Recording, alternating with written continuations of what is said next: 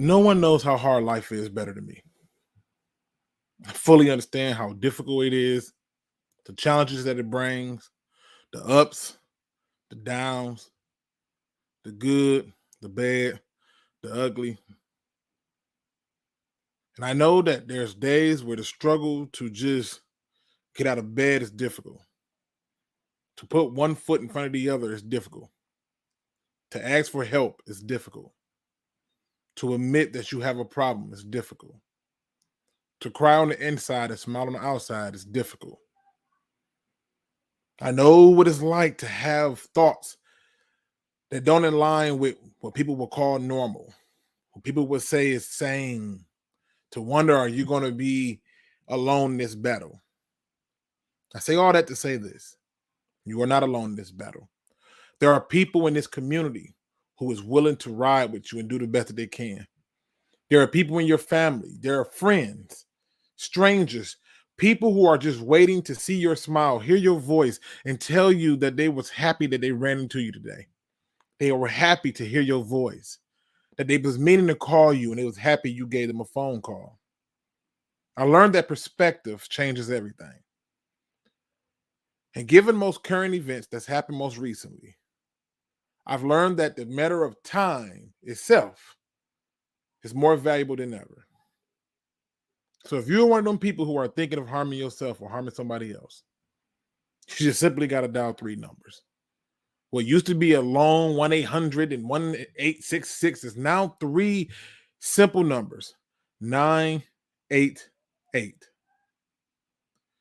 Let me be the first to tell you that I believe in you, that I know that you are stronger than you think you are, that I know that you are a survivor. I'm just asking you to do it one more day. One more day and stay, because tomorrow needs you. Now let's talk football. Welcome back, welcome back, welcome back. Welcome back. Welcome back. Welcome back.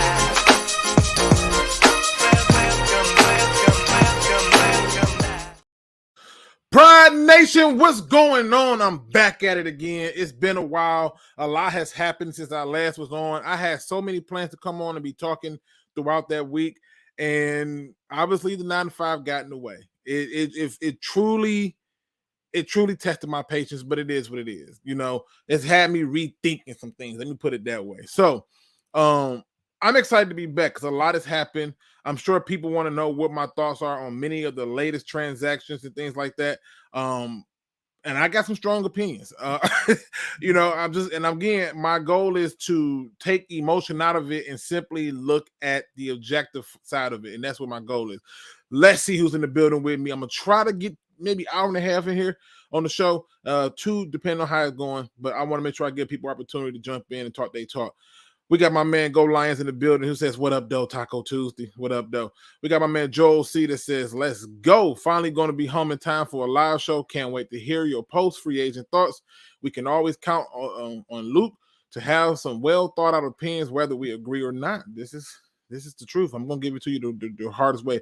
Big T in the building. He says, been wondering what your thoughts on who we signed. We had then. And then you went MIA. It was work, man. Work is what it is. Shout out to my man Perry Ball, who says Luke bring up good football conversation things. The Lions fan base gets emotional and defensive.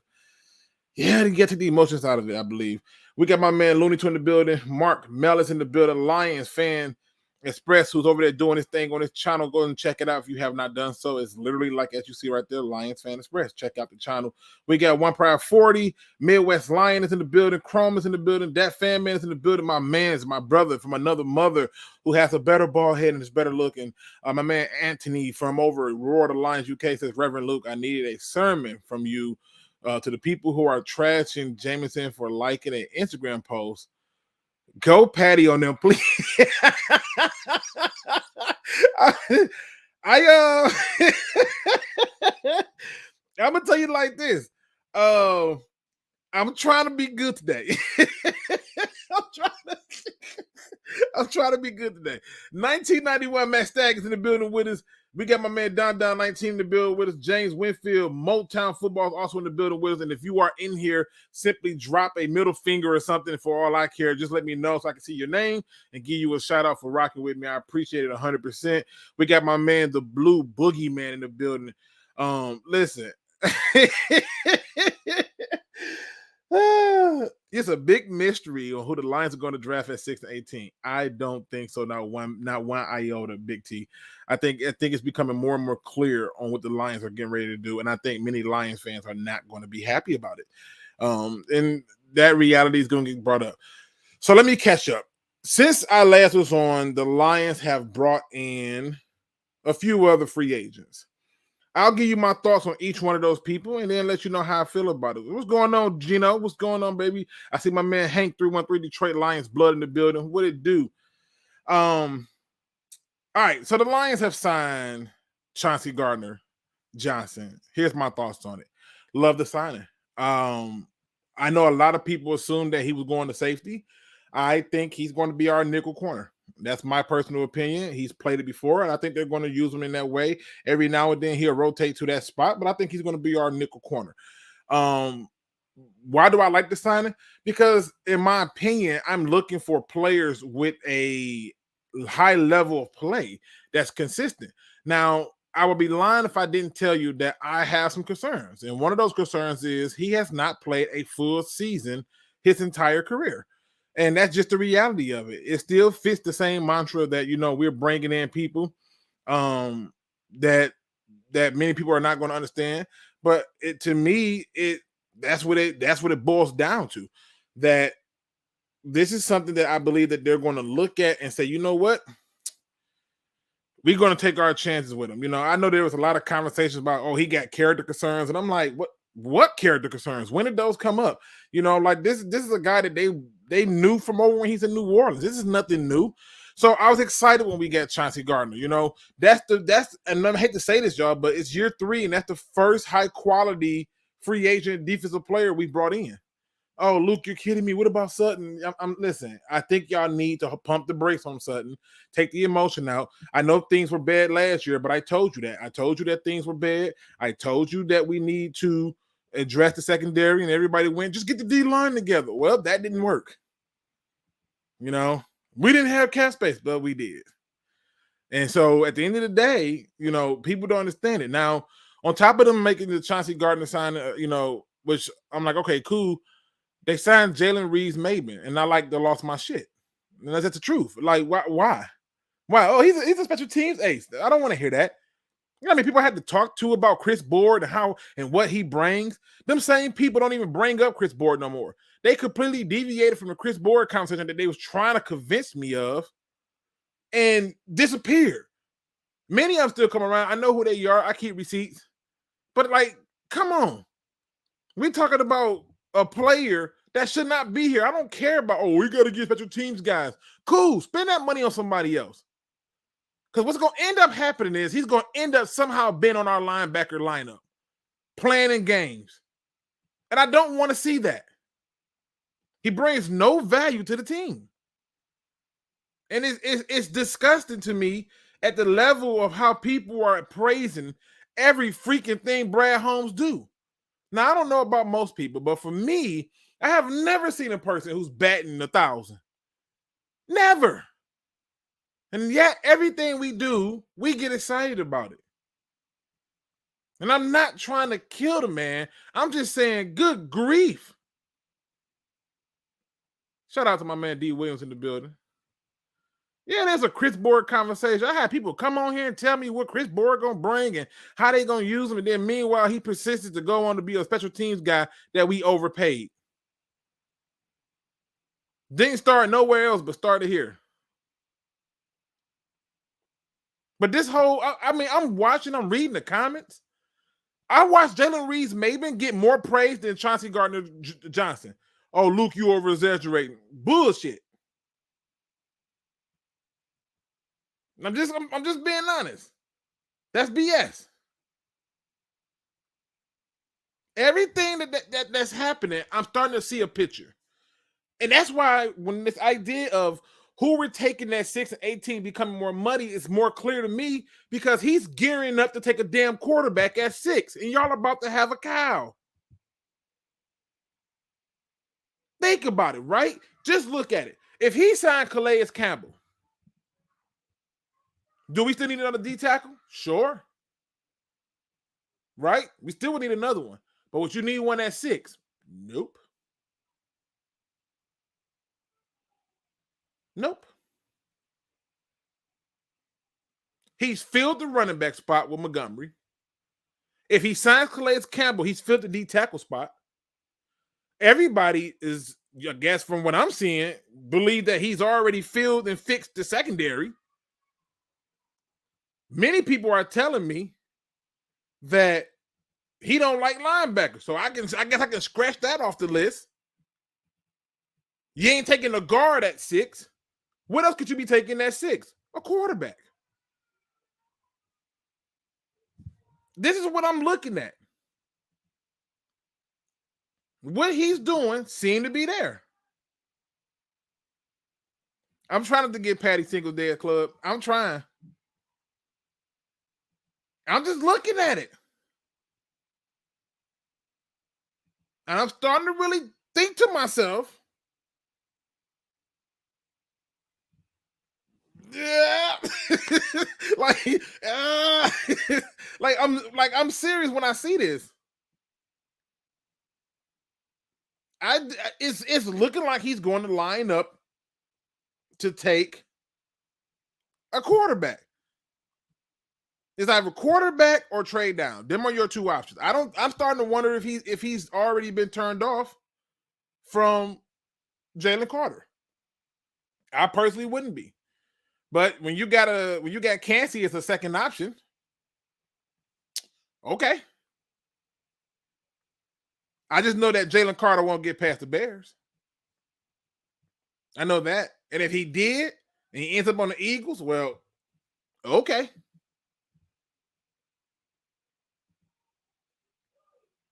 Okay, I feel it. And so to me, I look at this as a whole and I say, what is all these moves doing?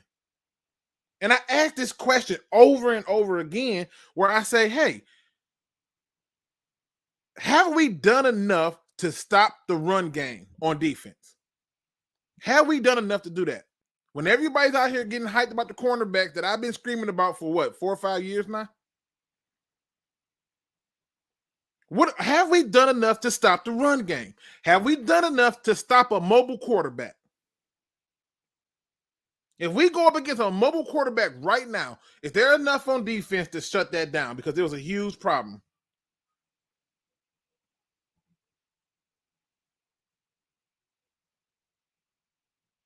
I hate the Jalen Reed's Maven signing. I hate it. And the Lions better not draft a damn tight end because you wasted a pick on Williams already. You literally drafted a tight end last year. And he's having a hard time beating out Brock Wright and what's the other one named? Zistro? How you ever pronounce his damn name? Shane, whatever his name is. He's having a hard time taking them down. Don't go out and add another damn tight end now. You traded one away. Cool. We all live with it. But I'll be damned if you finna take another one high. Everything looks like it's lining up for him to take a position that we're not talking about. And that's if he can't trade.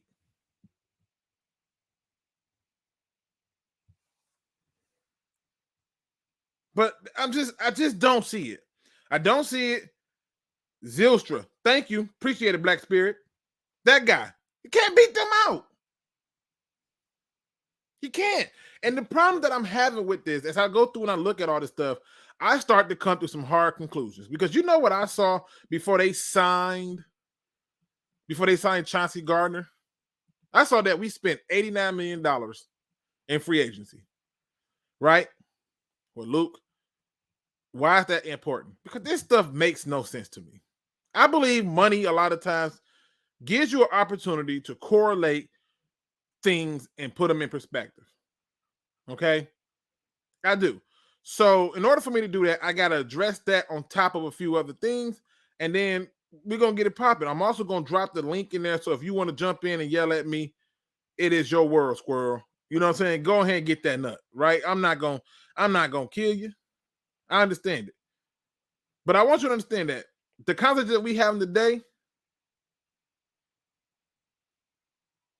like, I want y'all to make sure y'all understand that I'm not here to sugarcoat anything. I want y'all to be clear that this conversation needs to be had. So let me just show y'all something, because to me, it's we're not talking about it. And if you look at anything that I do about my thumbnails, they are always clear about what I'm going to be talking about. And the reality is I'm talking about these two because this is where it's connected at. They have to make it work. One of them is making it a little bit more challenging, but they have to make it work. Okay? Now, let me bring this up. Okay?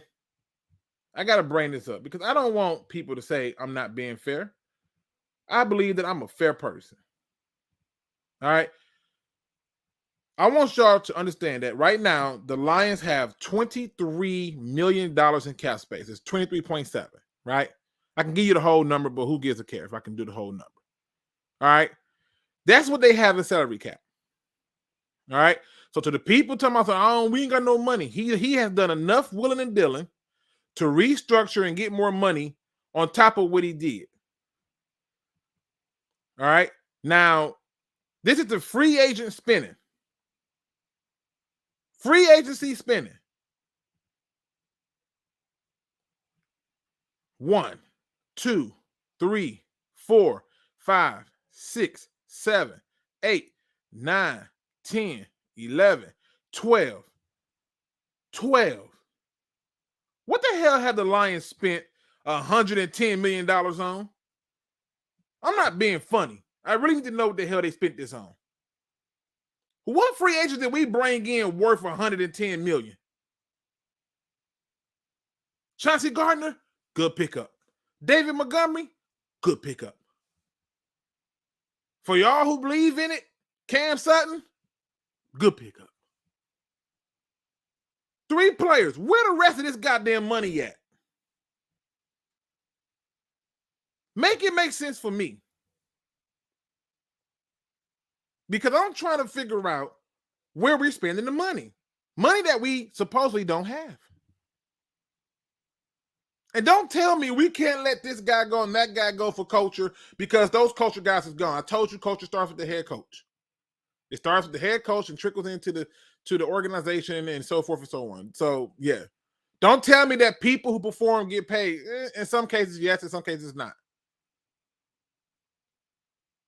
But what do we spend $110 million on? And again, while asking that question, I still need an answer to, have we done enough to shut down run games? Have we done enough to shut down mobile quarterbacks?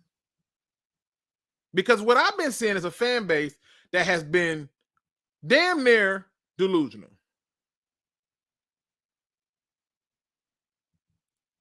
I tried, Anthony.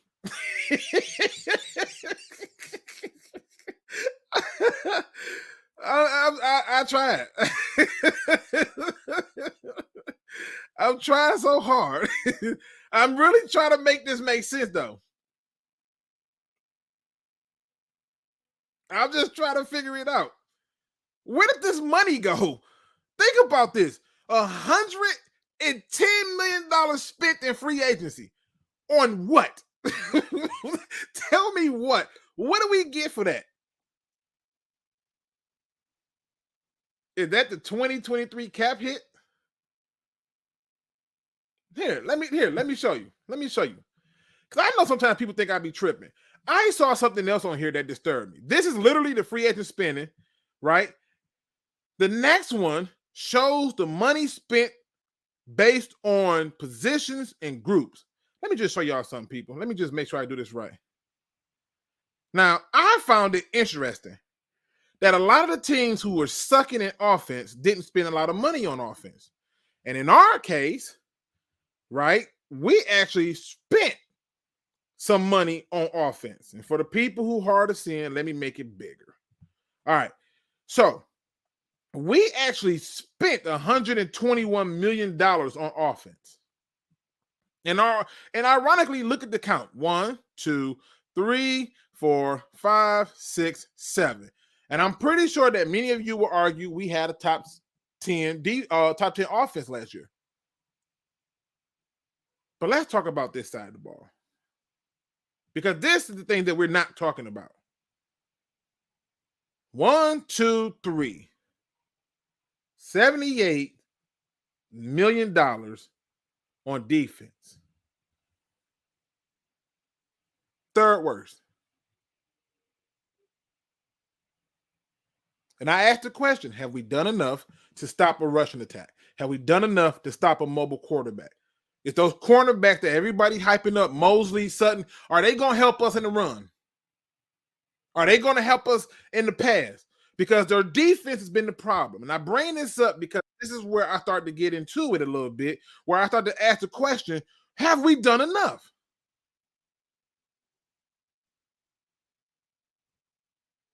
That's what I need to know. I need to know, has enough been done? The link is already in the description. Feel free to jump in and help me make it make sense. I just need somebody to tell me, have we done enough? Down 19 is up first. What's going on, brother? Not much. What's going on, brother? Well, I'm here, man. I'm trying to figure this stuff out. I'm really asking questions. I'm trying to figure it out.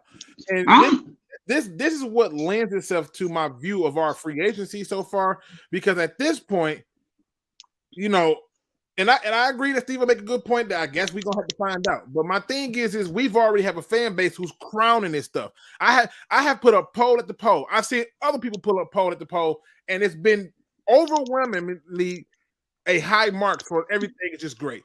Well, hold on. I gotta disagree with you. It's not only this fan base, it's the media.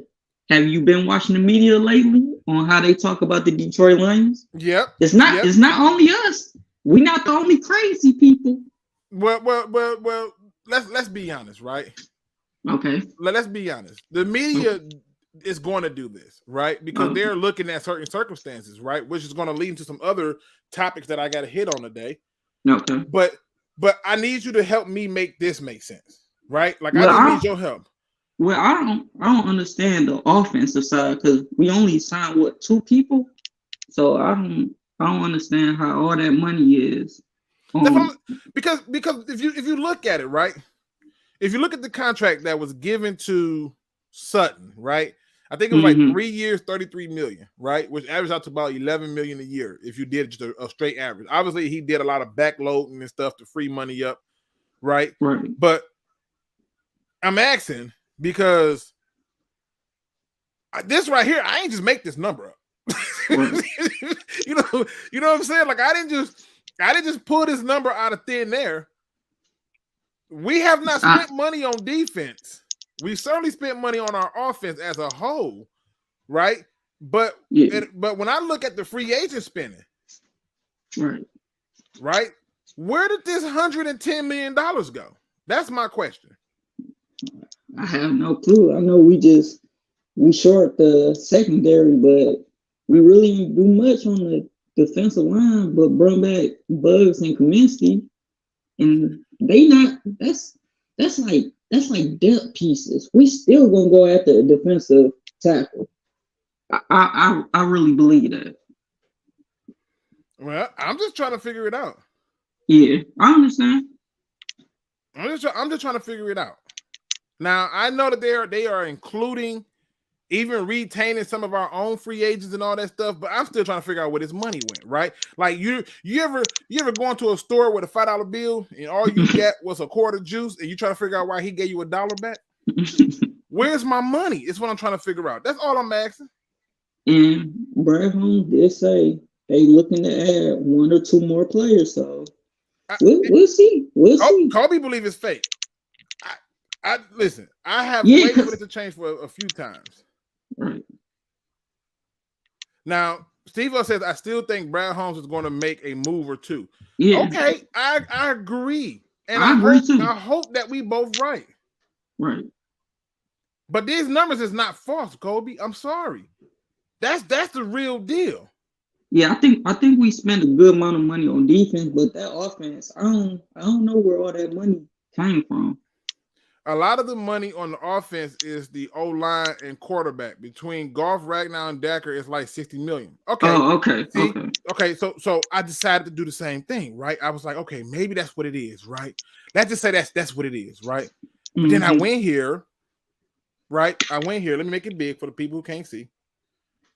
So I went here, and I'm like, all right, let me just look at what is the base salary, you know? Right. What's the base salary? So I looked at Goff and I said, okay, that's 20.9. All right, cool. Dacker, 13.7. Frank, 11. Something ain't right. It just, the math ain't mathing. That's the base salary they making, right? Now we know that they got dead money and everything else that goes into it, right? So the cap number counts for 30, right? 19, 16. Jeff got 10. Where the rest of our goddamn money at? I'm talking about where's the money for the defense? Your highest paid players are all on offense. Aiden Hutchinson might be your highest paid defense. Nope. Jeff Okudah make more than him. Where's the money, bro? That's my question. That's what I'm trying to figure out. Where's the money, bro? Don't know. But in my opinion, I don't think they drafted a quarterback at 6. Tell me why. But I do think they will draft a backup though. I just don't think at 6. But I do think they are drafting a quarterback. Hey, that's just my opinion. What do you think? So you believe that they're gonna take Carter? Yeah, I if he's there, I think they're taking him. Okay. If they're taking Carter, do you still feel like if they sign Calais Campbell, they're taking Jalen Carter? Yeah, we need all the depth pieces. We need all that. Wait a minute. Yeah. Wait, who's the depth guy? Who we putting at the depth? Aleem McNeil starting. You think you're gonna sign Calais Campbell and let him sit behind somebody? Who he sit behind? Calais Campbell, Aleem McNeil. Then who was it? John Kaminsky. Right. Well, it might be either Jalen Carter or Tyree Wilson. One of them. Whoa. Wait a minute. Now listen. The only thing I'm saying is we're not taking a quarterback. I guarantee that. Okay. I'm putting all my money in the chip. I'm putting my money in the middle of the table. Okay. We're not taking a quarterback. All right. Let me ask you this. Okay, because you already skipped over my question about who went to the bench. I want to know who went to the bench. And you're gonna just throw Jalen Carter there, I guess, but you can't take Jalen Carter 6 and tell me he's on the bench. That ain't mathing, right? Now, my question to you is this: if he's already addressed the running back problem with David Montgomery. Oh, I forgot about Pascal too. I forgot about him. I'm just saying that. Just stay with me. If he signs Calais Campbell, I think Jalen Carter's done. Yeah, I can see it. Okay, so now the question becomes: if Jalen Carter is done, who do you take next? And I don't think Wilson is the guy. I mean, either that or the shocker, offensive line. Who? Y'all gonna be pissed? Who? Peter Skoronski. I'm asking who. Listen, I don't want to put words in nobody's mouth. I see you, Gunner. Please hold tight. I don't want to put words in nobody's mouth. Yeah. I'm just asking, how do you see this playing out? And all I'm trying to point out is this. From what I'm looking at, right? From what I'm looking at, we ain't spending no money on defense. So chances is he's going to invest heavily down the stretch on the defense. Mm-hmm. I cold-heartedly believe that. Now, I believe Hatter House is on point with the idea of trade down, but that's our dream. That's our wish. Right. I'm just trying to figure out if everything has been covered. Y'all believe that the cornerbacks have been covered. Y'all believe that running back is done. He don't care about linebackers, so we ain't got to worry about that, right? we Alex Anzalone needs to answer. I mean, I would still go after another linebacker, but go ahead. So if he's already covered those spots, Chauncey Gardner helps with the cornerback position and safety spot. Mm-hmm. What other spot can he take at 6 if he can't, other than trade down? I said possibly O-line. Okay, all right. I just thought I'd put it up, and let me get my other Yeah, guy you here, can get Gunner in here. I just want to come in. Appreciate you. Are you going to hold tight for a minute? I'm trying to give everybody an opportunity. Yeah, I'm going to head out, though. But I appreciate you having me on. Hey, 100%. Steve-O says no linebacker in this draft are worth the 6th pick. Totally agree. Yeah, all right, Gunner, what's going on, brother? I need you to help me make it make sense. The reason I'm bringing this all up, the reason I'm doing all of this is because we have a bottom 3 spinning for the defense, and our defense is in the bottom. And again, I feel like you can almost correlate these other teams being in the bottom in terms of their spinning and their defensive play, which is why they went out and spent so much damn money, right? Because the Rams spent 46, and so you see now that they're not spending money, and that they struggled heavily last year because of their defense. The Cardinals, all that talent that they had, most of them hurt, poor coaching, but still, no real thing. And again, I get what my man Big T was saying when he says rookie deals and stuff. I get that, but make it make sense, bro. $78 million on defense, 121 on offense. Offense has shown signs that it's actually decent, right? Defense is still in prayer mode. What the hell is going on here? Make it make sense for me. What am I missing? I mean, the offensive spending makes sense from just based off of Jared Goff's contract and our offensive line, which they're going to have to make some decisions on that soon because Jonah Jackson's in his contract year. Now watch this, though. Watch the flip side. The Jets, more spending on their defense than offense, right? Until they trade for Aaron Rodgers. But again, it's still more spending right now, right? Yeah, we'll see. And the Jets defense was pretty good, right? Right. Dolphins defense was pretty good last year. They spent a lot of money this year, right? And in case you're wondering, let me go back to 2022. Okay. In case for the people who think I'm making this stuff up. Let's go back to 2022. The Lions 1, 2, 3, 4, 5, 6th in spending on offense. Now, Romeo Okwara's contract, Charles Harris' contract. They're 1, 2, 3, 4, 5, 6, 7, 8, 9, 10, 11, 12 in spending on defense. We still ain't spending no damn money on defense, and we getting results. So this is where I'm asking you, the fans like me, where's the money? And in my best Jerry Maguire impression possible, show me the money. Where is it?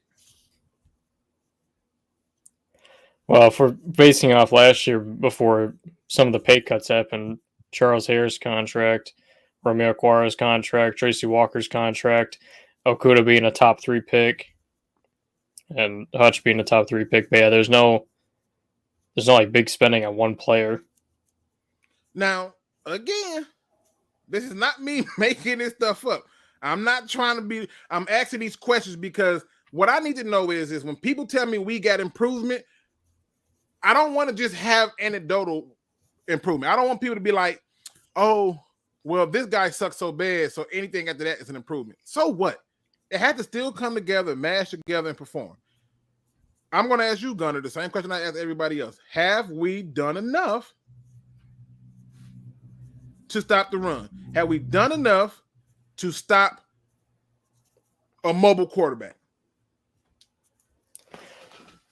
Mobile quarterback, I don't know, but like based off of last year's second half, we got better against the run. It was just that Carolina game where everything shit the bed. But other than that game, like the run was getting stopped against good players. So I don't think that's really the issue. It's just I don't know. We always have a hard time against mobile quarterbacks. That's my point. I want to see us do better in that regard. Big T says the money going to Calvin Johnson and Will Harris. What? Did we just re-sign Will Harris? You can't tell me the money going to Will Harris.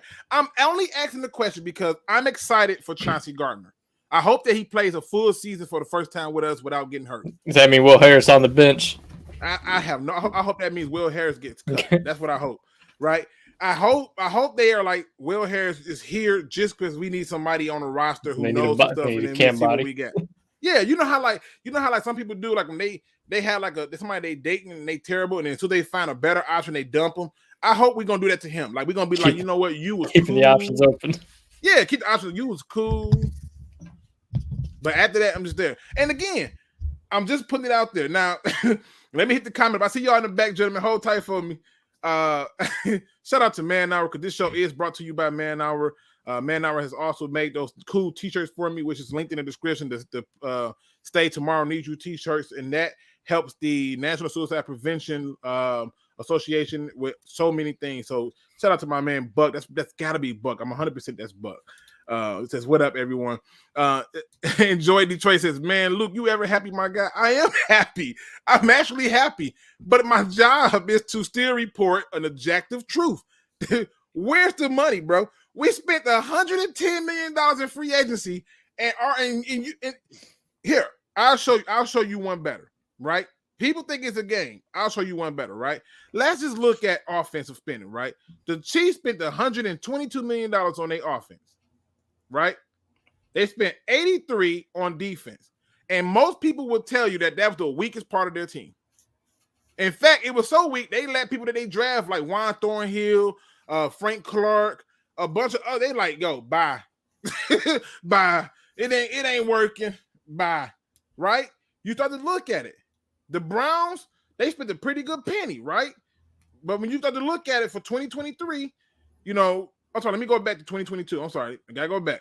So right here, one of the best defense last year were the Steelers. The Bengals performed well. The Jacksonville Jaguars performed well. But notice where most of that money went. Now, the Chargers are a little bit balanced, and you had a lot of up and down games. But I'm asking, where's the money? That's my question. That's all I'm asking. I'm not trying to reinvent the wheel. I just want to know where the money went. I'm not hating on Brad Holmes. I'm not trying to bring attention to Brad Holmes. I'm merely asking the question, Gunner. And I'm asking everybody this question, all right? Mike Kidd say, Luke, stay hating Brad Holmes. I don't hate him. I don't hate him. I believe that we should be objective in what he's doing, and we should ask questions. And I believe that it's no way possible. I'm telling you, the fan service that I've seen, everything this man do is like, good answer. Good answer. You know how like on Family Feud, even when they give a dumb answer, everybody still screams, good answer. That's what it is with him. Jalen Reed. Will Harris. Good answer. Good answer. Bro, I prayed. I'm not being funny when I say this. I prayed that Jalen Reed made me get the hell on. And you bring him back? He better not make the 53-man roster. That's all I'm saying. That's all I'm saying. You know he is. Just get disappointed now. Okay. See, nope. Nope. Nope. You know he ain't. You know he not drafting another linebacker to the 6th round. Come on. How much money do we have in dead cap? That's a fair question. I think it's like 10, right? I know half. I know like 5 is going to Brockers. It's not even a whole lot. That's why when people. I think it's only 2 players. Actually, hold on. Where's it at? Right here. Yeah. There's your dead cap money, people. Let me get this over here. There's your dead cap money. Let me make that big for you. Don't tell me we paying people. Come on, man. So DJ Turk, your 1-year deal is taking a $6 million dead cap hit. Man, what? What is that? That's probably a void year. I can't make this stuff up. Batting 1,000, what they say. There go your dead cap deal right there. I will say though, that's the least amount of dead cap we've had in a while. I agree. So that's a positive. All right. Let me bring in my man Anthony from Roar-Alliance UK. I feel like I'm finna get yelled at. And I haven't even addressed the Jameson Williams comments. Anthony, okay, I'm gonna let you ease into this one real slow. You gotta treat me like I'm a virgin on this one. Okay, go ahead, shoot for the stars, brother. When have I ever yelled at you, Luke? That is a falsehood right there. Come on. Welcome to the show, brother. How you been? Hey, I've been very good, Luke. I've missed hearing you, so I hope you're well as well. I was rocking to y'all today. I was listening to y'all show today, and I'm driving, and I'm like, God, can I just get a red light or a traffic jam? Because it was so many things I wanted to comment on, and I couldn't. I was driving. But yeah, y'all was having some fun over there, and I was enjoying every bit of that. What did you come in here to talk to me about? Talk to the people about. What do you got for us? I don't know. I think there's a lot on my mind at the minute. But I mean, I would say, Luke, with all this thing about positional spending, the amount of money we're spending, let's remember 2 years ago when Brad Holmes came here, we were spending a lot of money on defense at that point. We were spending a lot of money on, face it, bums. Justin Coleman, Desmond Trufant, Jamie Collins, Trey Flowers. Yeah, all these guys, and you think the amount we were spending and the amount that we lost through dead cap, through their caps, through the fact that they're not working. He did, say that we are going to build this through the draft again. And you've seen it, especially with the defense. We've had mistakes in the past. We spent a lot of money in free agency on defenders who were not worth it, who were looking for a payday, who were looking just to come and see out their career here, with a lot of money. And I can understand why he's taking a cautious approach with it this time. You think the amount of guys we've got started on this defense who are rookies, Akuda and Jerry are starting, Kirby's starting, Hutch is starting, Aleem's starting, Houston's starting now at this point in time, Rodrigo's starting, Barnes is starting. You're talking 7, 8, 9 of your starters are rookies. So, and that's the way that it's getting built.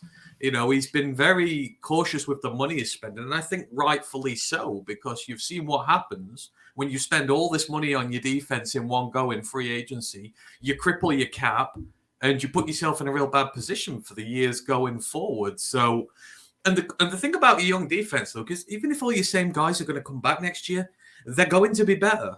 They're more experienced. There's a year more there in them. So you are naturally going to progress as a team. Even if the spending doesn't rise significantly, it is the benefit of building through the draft. Your build doesn't go up, but your quality does. It just takes a little bit of time to happen. And, a lot of these guys are becoming year 3, year 2 guys now. They're getting experienced. And he started to add what we need to. We wanted vets on this team, right? Cam Sutton is a really good vet. Gardner Johnson is a really good vet on there, and we're adding to the parts we need.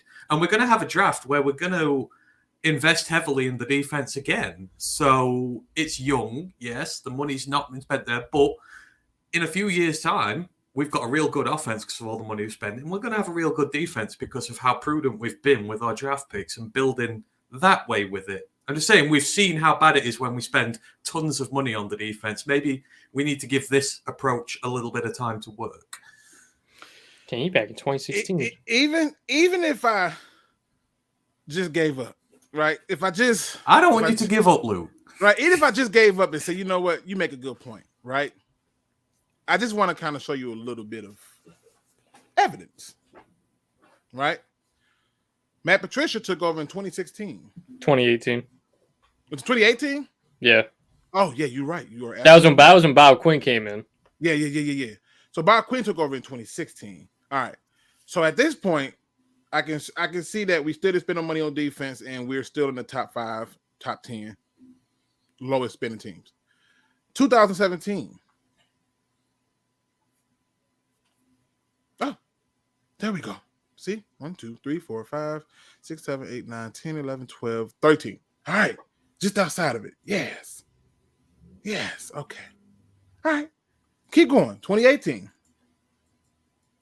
Nope. Oh, we're in the bottom again. What do you know? All right. Let's go to 2019. All right. Nope. Right there. Let's look right there. In the bottom again. Now, my stance has always been that we've been 5 years in with this shitty-ass defense, but that's not my problem. All right, let's keep going. Let's see. All right, here we go. All right, boom. Here we go. 2020. You finally made it big time. Finally made it. Spend some money. And your offense, you didn't spend no money on. So you mortgaged it. Okay, cool. That's not the point. 2021. I just want to see where we're spending our money at. Oh, shit. We're in the bottom again. 2022. Now, this got to show something different, right? It got to show something different. And again, we're in the bottom. All I would say, Luke, that 2021 year you had on there where we're at, I would be willing to take a bet that our defensive numbers on dead cap was bigger than what we were spending on our actual defense because of all those contracts we had to jettison. We had about 50 million plus in dead cap those years. Okay, so you're going to have to add that on there as well. It's not just what you're actively spending on the team or on the defense. It's what you've actively discarded on that team as well. You've got to take that into account as well. Okay, I'll join you in that regard, right? I'll join you in that regard and say we put the dead cap on there. However, when we spent our money,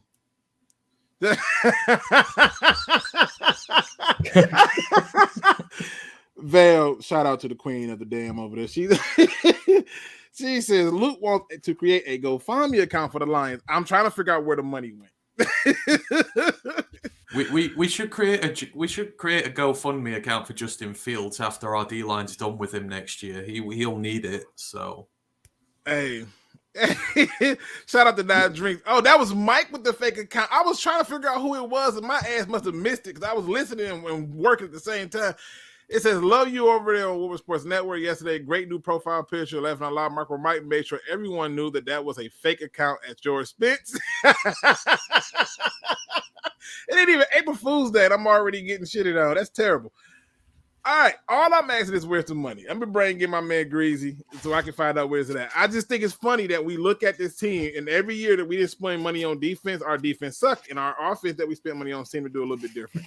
And I'm not saying that we should be discerned with it, but I'm saying, do you believe at this point that we've done enough or signed enough people to really help affect the change for our defense to do things that we were not doing? How is this 5 years into a defense when Holmes has only been here for 3 years? This will be Holmes' third year, correct? And so my stance is when he's been here in his first 2 years, the defense was ass. In 3 years before he got here, the defense was ass. That's my stance. So that's why I say we're 5 years into this shitty defense. Because to me, yes, Holmes is going into his third year. But it looks like we're still not addressing defense. And this is not necessarily a Brad Holmes thing for me, but the question of when looking at players like Chauncey Gardner-Johnson, I'm asking these other questions too, where I'm saying, okay, why is Jalen Reeves-Maven coming back? Why do we sign Nate Studfield back? I didn't even get into that because I didn't want to rant. Pop a blood vessel. We should also, like, the draft's coming up. We're going to have 5 top 80 picks, Luke. So the defense might look a lot different when the draft is coming. I agree. You're going to get. Here's the thing. I agree. But this is what I started to pay attention to. I'm telling you, the Calais Campbell signing, if they sign Calais Campbell, that is going to tell me everything I need to know. And I'm telling you right now, if Calais Campbell gets signed, they're not touching a D tackle at 6. They're going quarterback. So he said something very interesting, Luke. He talked back to his LA Ram days. I'm guessing you watched the interview. He was referring back to the LA Rams days. He said they were in the war room and they had a situation where they were in the draft. They were picking high in the draft. And he said they had a great defensive line and they had needs all over the defense. But when it got to their pick, the best guy on the board was the defensive lineman. And, they got him. They said, look, we're just going to stack our defensive line, even if the rest of the defense isn't that good. And it became a big strength of ours going forward. I found that very interesting because the top two defensive prospects in this draft are both defensive line. And if we're going to say, even if Calais Campbell does come here, we'll say the D-line's a strength on the defense because we are lacking a lot of young talent, like long-term, at corner, at safety, and at linebacker. You've got Rodrigo and Kirby there, and that's it. But if they're sitting there at 6 and Carter or Anderson is there, despite the fact that this D-line is a strength, he's already said they've done it in the past. They'll keep drafting D-linemen, and they will keep doing it that way. So I don't think it's a case of Calais Campbell comes and then we don't. I mean, why can't you have Calais Campbell, Jalen Carter, Aleem McNeil, Isaiah Buggs, all these guys with all your edge players? You overload that defensive line, have the rotations in there, make it a strength. The Rams made a Super Bowl having a good defensive line and one good cornerback. And that was literally it. Okay. So I'll tell you why I say we can't have it. I'll tell you why. And Grizzly, you after this comment right here, okay? The reason why I say we can't is because I watched Brad Holmes and I'm starting to get a beat on his ass, right? And Brad Holmes last year talked a whole lot about the goddamn secondary. He talked about cornerbacks and safeties, and he talked about it so goddamn much that my ass believed that he was going to take a defensive back because guess what? It was a need. It was a positional need. It was we needed it all, right? Like guaranteed need. I narrowed it down to Chauncey. I narrowed it down to Sauce Gardner and to freaking Kyle Hamilton. I said my personal preference would be Hamilton, but I said, but my soul told me it's going to be one of these cornerbacks unless the hometown kid is there, right? And so the hometown kid was there, and we took him. Fine, right? But he talked about it to nausea, and I was like, oh, now he's all of a sudden talking about, well, when I was with the Rams, and I would do this, and we had D tackles, and he's been talking about D linemen a whole damn lot. But you know what I realize is who he's not talking about that I need to pay more attention to. And during that time, he wasn't talking a whole lot about D ends. He wasn't talking a whole lot about the D line. And even right now, he's not talking a whole lot about the quarterbacks. He's not talking a whole lot about running backs. He's not talking a whole lot about a lot of other positions. That's why I believe that if they sign Calais Campbell, they are preparing themselves to take a quarterback, and it's not going to be the one that people are going to want. It's going to be somebody that I think fits a Brad Holmes guy, and that's Levis. I'm sorry. That's what I think they're trying to plot. If Levis is there, I think they take him. I think he looks like the kind of guy that Brad Holmes likes, and I could be wrong, but I'm just putting it out there. That's why I don't think if you sign Calais Campbell, that D tackle is on the board. That's why. Grizzy, welcome to the show, my brother. You are in here in the building. What's going on? Shit, just getting off work. What it do? Hey, listen, man. Getting off work and having a little fun is all the same for me, right? That's what we want to do, have a little bit of fun. Of course. What do you got for me today, brother? I think we need to trade up and get our linebacker, bro. From what pick? I don't know. From 6, go up from 6. He always trading up. Take a linebacker? And get the linebacker out of Alabama. I know he don't draft linebacker. You mean Will Anderson? This is what I think. I think this is what I think. I'm not saying what he gonna do, but I see this is what we need to do. Wait, are you talking about Will Anderson, number 31? Yeah. So you feel like they should you all right. I'm gonna join you down this goddamn road, Greasy. All right, you now it's you a back took road. No, it's a back road. It ain't. It's a dark back road. Okay, you took us here. What are you willing to give up to trade up? Because you now have 5 picks in the top 81, and if you were to just take that 81 pick out there, you have 4 in the top 55. What are you giving up to get up to that pick, and who are you trading with? Our 6th pick and one of our seconds. I don't know. I don't know if that'll be enough, bro. I mean, I don't know if that'll be enough. Yeah, I ain't trying to give up our 18th pick either, though. So I'm trying to figure out. I think this fan base will go nuts. I think they would damn near riot if that happened. He did it last year with JEMO, though. You feel me? And he was hurt. But you know the crazy part? He not only did he do it with JEMO, he wanted to do it with Will. He wanted to do it with Levi Onwuzurike, right? And Dorsey stopped him. Yep. He wanted to do it with Sewell, and Dorsey stopped him. So you know what? That's why I'm not shooting you down on it. Yeah, but since you took us down this dark road, yeah. To the people in my chat, how would you feel about that? Like, that's a toughie right there. If he trades up and take Will Anderson, are you okay?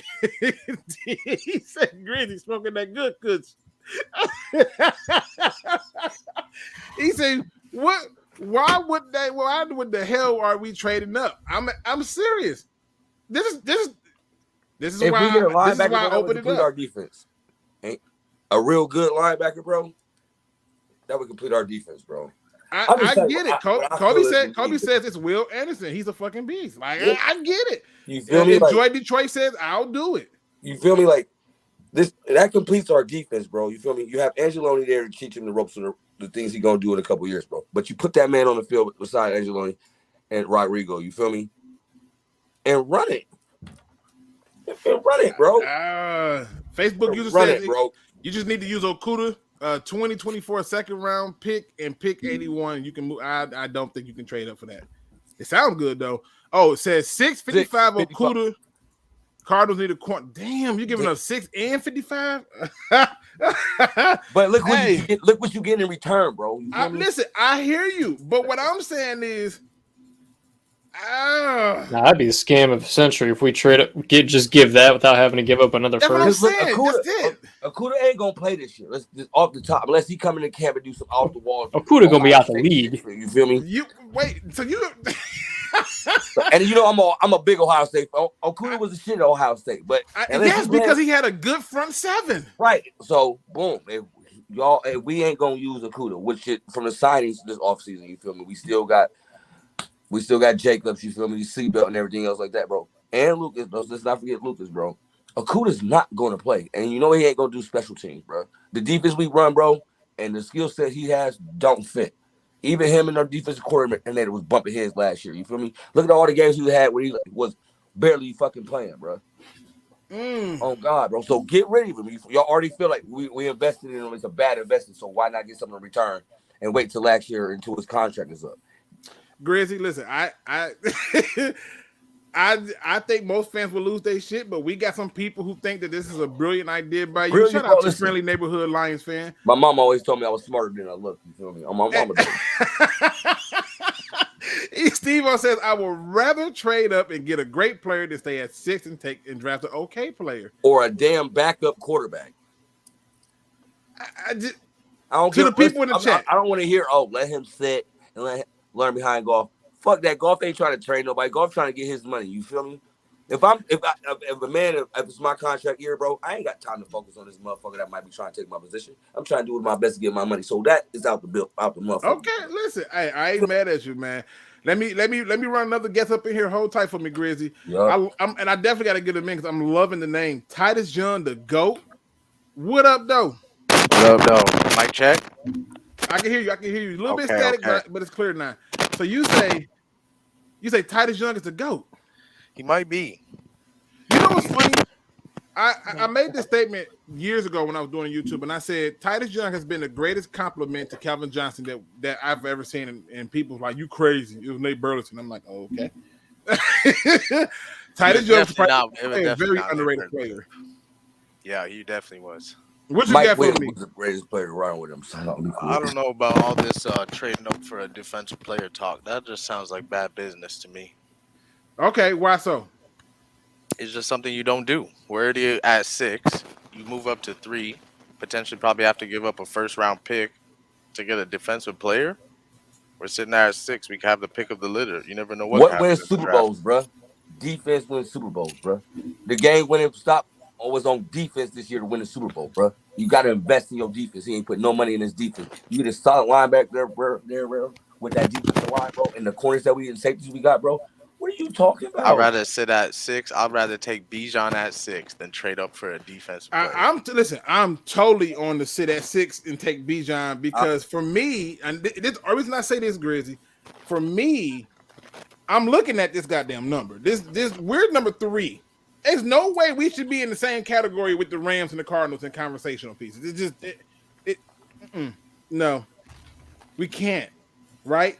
And I'm not trying to be disrespectful about it, but I'm saying, look, if you're taking best player available, although again, it's gonna be on what happened with Calais Campbell. If Calais Campbell don't sign, D tackle's still on the board, at least at 6. But if he's not, and they took Bijan Robinson at 6, I wouldn't be shocked. I still think it's gonna be a quarterback if they sign Calais Campbell.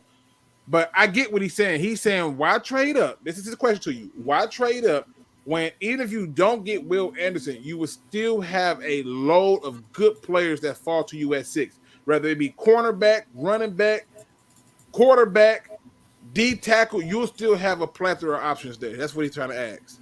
I'm saying if you get another running back, then what was this use to signing Montgomery then? Because they might be trying to phase out and not be willing to re-sign Swift and want to trade Swift. Swift can end up going over to help out the Saints, who was trying to revamp their thing over there. Alvin Kamara is not healthy. And we know that the Rams need a running back. So, I mean, it could be a lot of different options. I'm just trying to play the devil's advocate for what he's bringing up. Luke, I'm also with him, though. If he wants to move up, we can move up. But it has to be for QB. No, what? There's no way we can move up and take a defensive player. It just doesn't make Picking a sense. quarterback right now is not helping our chances in the Super Bowl, bro. But you got to understand, you never know that. Jared Goff got to get paid next year. So Okay? he's about to play his best. Listen, we know Brad Holmes by now. Y'all see how He may be nice, but he's a shrewd man. And when that time comes for Jared Goff to get paid, Brad Holmes is going to tell him, this is what you're worth to me. Take it or leave it. And Brad Holmes is not dumb enough to just sit there and have no backup plan for when Jared Goff says, all right, I'm leaving it. I guarantee Jared Goff don't leave it. If we have such hope and such faith in the new organization and we think they're on the right path and they're going to do good things, which I do, I think that one of those good things that good organizations do is when you have a QB that may not be, he may just be mid-tier, not able to get you there, Kirk Cousins, you know, a la Kirk Cousins. You draft a QB if you have a high enough pick. We don't have the 6th pick. We have the 18th pick. That low pick ship has sailed for us already. So why not with this opportunity, if we're going to move up for something, move up for a QB? Listen, let me shout out Evan Green, who says, man, how do y'all watch this show? Some of the worst Lion commentary on Detroit Lions. They watch it the same way you watching it for you to come in and comment on it. See, that's how do we close his mouth? This is the show for the people. Everyone can come in here, talk their piece. Luke, leave the chat open for anyone to come here and say how they feel. Yes, I have a complete open door. Feel free to tell me I'm an idiot. You know, like I get it, and you're not going to offend me. There's nothing you're going to say that's going to offend me. You know what I'm saying? But Perry Ball says, Luke and Anthony, do you think Anderson is a day one impact player? Anthony, what do you think? Yeah, absolutely. He's probably the best player in this draft. And if you want a player on your team who's going to make your defense much better, then he's the guy you draft. And, you know, everyone says, you know, about this stuff that Brad Holmes does and doesn't do. But what has Brad Holmes done in the last few years? He has drafted blue chip players. We hear all this here about, oh, let's trade down for more picks, let's not waste picks, etc. When Sewell was on the board 2 years ago, he could have traded that for picks. Someone would have paid for Penei Sewell and paid handsomely. He took the great player. Last year, you could have traded down from 2. Hutch is there, but no, he took the great player. So if he thinks there's a great player there this year, if he's going to trade up for 3 for Will Anderson or Jalen Carter, do it. You know, I would rather stack my defense with blue chip prospects who are going to make it a properly legitimate defense for the sake of 1 pick. I don't care. I want to keep, you know, other teams can trade away blue chip guys for more picks if they want. Screw them. I want to take the players who are going to make my defense excellent or my offense excellent. And if they're there and I've got to trade up and trade a pick for them, fine. There's no problem with that at all. I think for me, because I know I got options and I need those picks to hit, those 5 picks in the top 81. I need for like 4 of those to hit. So off rip, I'd rather have the 4. Somebody clipping their nails, I can hear it. Like I don't know. My bad. I mean, Luke, when you've got the good player that Penei's hit, Aiden's hit. Yeah. Both have made this team substantially better. Yes. And it's like, if you can add a 3rd guy in that round to your defense, this has already been said. I'm not arguing against it per se. But I'm just saying I can understand those who are, right? Like I can understand. I can get both sides. I can get both sides, absolutely. I just think if I'm going to guess what Brad does, Brad likes having great players on his team. He doesn't like having tons of picks. He likes having great players. And if he thinks there's a great player there that he can go and get, I'm 100% behind him because I trust his talent evaluation. I would rather take just Will Anderson than maybe some other guy at 6 and someone at 55 that it might cost, if you get what I mean. I'm very happy with him if he decides he wants to do that because it's paid dividends so far, getting great players, not loads of players. Now, and you know, let me point this out from Enjoy Detroit. He says, man, y'all complained about how bad the defense is, but don't want to go get the best defensive player in the draft. Thank you. Look, I get both sides of the fence on it. You know, and that would make him such a villain. Ain't that what he wore shirt saying villain? That would make him a villain so bad.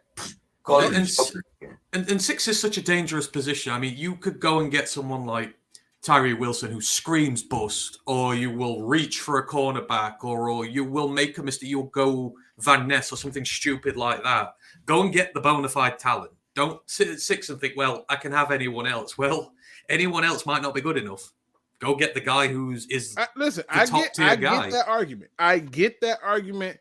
And I get Titus Young's argument. Titus Young, this is so crazy when you say that name now. Titus Young, the GOAT.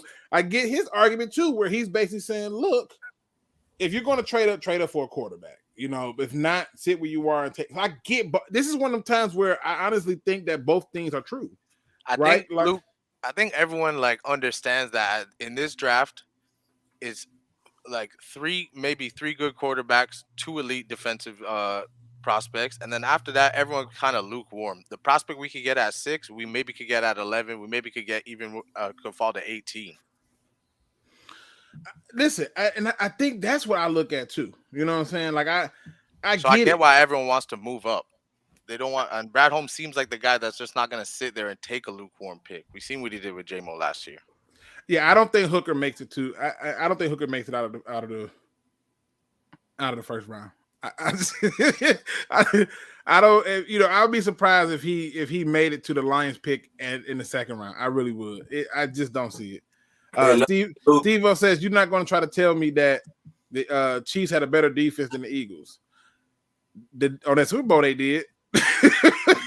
On that particular night. That particular night they did. Nah, Nick Bowen should have won MVP. That was crazy. Mean, they've got a freakishly good quarterback and one of the most expensive O-lines in the league, or did have. I mean that helps. Yeah, and again, all that dude makes a good point. I get the argument he's making though. What if Goff doesn't play as good in 2023? Then what are we going to do? That defense will step up. The Ravens had one defense that almost had more touchdowns in the offense than 1 year. I get it. You feel me though? Defense win championships. I get it. We go from being a solid defense to a bolder defense. You feel me? Fuck the Rock Avalanche shit, bro. Bro, I just shit on themselves, bro. With that defensive front, that linebacker core in the corners. Oh my god, bro.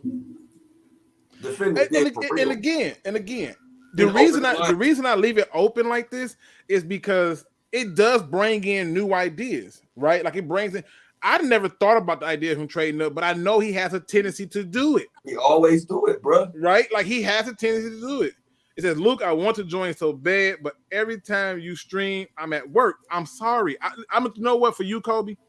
You tell me, you shoot me a message on the stream of one of the videos telling me, hey, I get off work on this and I'm going to do a stream so that way you can hop on and talk your talk. Just because I want you to be able to talk your talk. Tell me I've lost my mind. Titus Young to go. Let me ask you, do you have anything else you want to add? Because you can hang in here while we all talking about these different topics, because I'm finna switch gears a little bit because I got another issue that I think is an easy fix. No, I want to hear the Luke issues. Let's go on to the next topic. All right, so here's the thing that I think that is the issue for me, but I think it's an easy fix, right? It's a simple fix. It's a fix that I don't think we need to talk about, but it's an easy fix. We've already talked about trading up to get players, right? We all know that drafting in the draft can be this. I've come to the conclusion that there's a particular player that I do not want any parts on the Detroit Lions from this draft. And my question to y'all is to tell me that player that y'all get. For me, y'all not going to like it. Y'all not going to enjoy this. I just want to put it out there right now because I know somebody's going to say, well, Luke, you can't, man. You can't. But I have to. I have to. All right. There's a particular player who is getting a lot of love right now who happens to play at a school called Iowa, who really doesn't do any damn thing good. Didn't even start. Is it the tight end? Didn't even start. He didn't even start, bro. Wait a minute. Listen. I just want to set this up because I'm telling you, there's a player that I want no parts of. I have watched so much of this kid trying to figure out what the hell did I miss, and why is he climbing up these damn boards? What is people seeing that I didn't see? What? Vanessa. I cannot. This man should not be on the Lions. Listen to me. I want y'all to understand something. I have been the biggest Malcolm Rodriguez is a player. He's okay. He's right. This guy makes Malcolm Rodriguez look like Ray Lewis.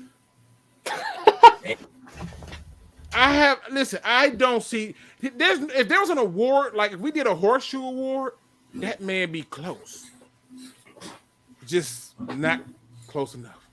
And he's a player that I'm starting to see name come up too damn often with our team. And I'm telling y'all don't want this player. Okay? He may work out somewhere else, but it ain't gonna be here. He may go somewhere else and do great things, but it ain't gonna be here. Some of y'all have dated some women who y'all felt were they was okay, but then you knew that they was better with somebody else. I'm telling you right now, this is one of the ones you let go. This Van Ness talk, I don't want to see it. I don't want to hear it. This is one player I want no part of. It's an easy fix to this. All right? Easy fix to this. And all you got to do is not draft this fucking kid. That's all you got to do. Don't draft him. Don't bring him up. Don't tell the media you happy about it. In fact, you need to go on a full-fledged smear campaign. You want no parts of this guy. You don't. I've watched tape after tape after tape trying to just see something phenomenal out of him. And it is as mediocre as Greek yogurt. Shout out to my man Miko. It's so terrible. I can't, people.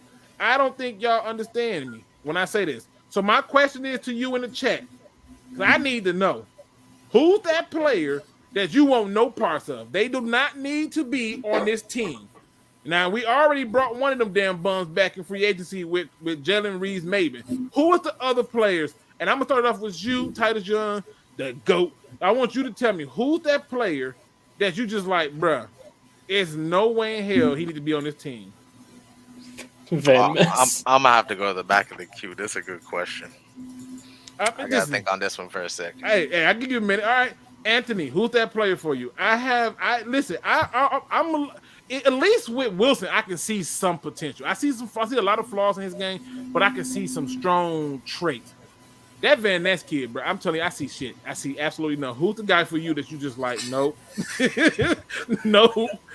Yeah, that's Tyree Wilson by a long shot. People saying he might be drafted third. It's just like, dude, that's he's an edge rusher who he doesn't have the speed to win off the edge. He's not going to be a speed rusher off the edge. He's going to be a guy who goes into the interior, and he doesn't have the productivity in the interior from his college career. He's like Adebare. He's just as bad. These guys who don't have a home on the line, who, athletically very good, but they're pajama warriors, and that's it. And I don't want nothing to do with him. And if it's 6, I will be fuming. That will be the one pick I will fume at. Yeah, I think that I'm not gonna fume on none of our draft picks because I make my statements and I wait to see how they age, right?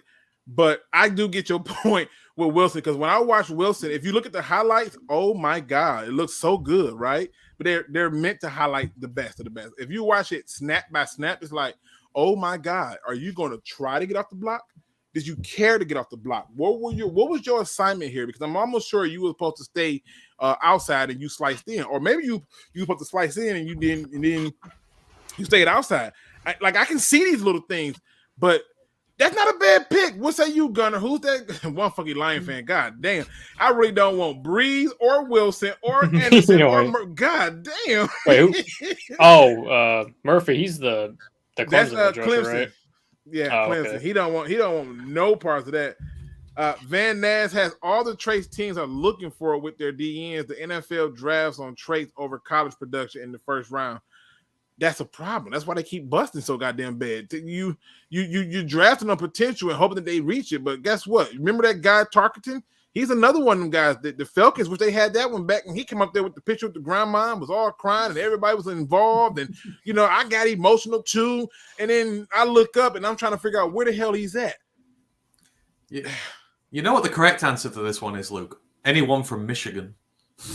Bro, the Mozzie Smith goal come up. The Mozzie Smith goals come up. I already know the Mozzie Smith talk. I'm surprised, Luke. I'm surprised you didn't say Mozzie Smith yet. Listen. Listen. I'm trying to be cool. I gave one, right? I gave Don't get me started on the Mozzie Smith talk. Everybody named Mama. I'm like, yo, I don't. Wait, what about the kicker? The guy who's 40% from 50+ yards. What that guy? I'm just here so I don't get fined. What say you, Grizzy? Who's that one player that you like? Yo, I want no parts of this dude. Down 19, you disrespectful as hell. He's talking Brandon Smith. You gonna wish you had Brandon Smith. You gonna wish Boye Mafe. Boye Mafe did good for the Seahawks. Brandon Smith was hurt, but Boye Mafe did good for the Seahawks. But you petty. You petty as hell. AR-15 go. Oh my God, yes. Go like that. He scares the shit out of me.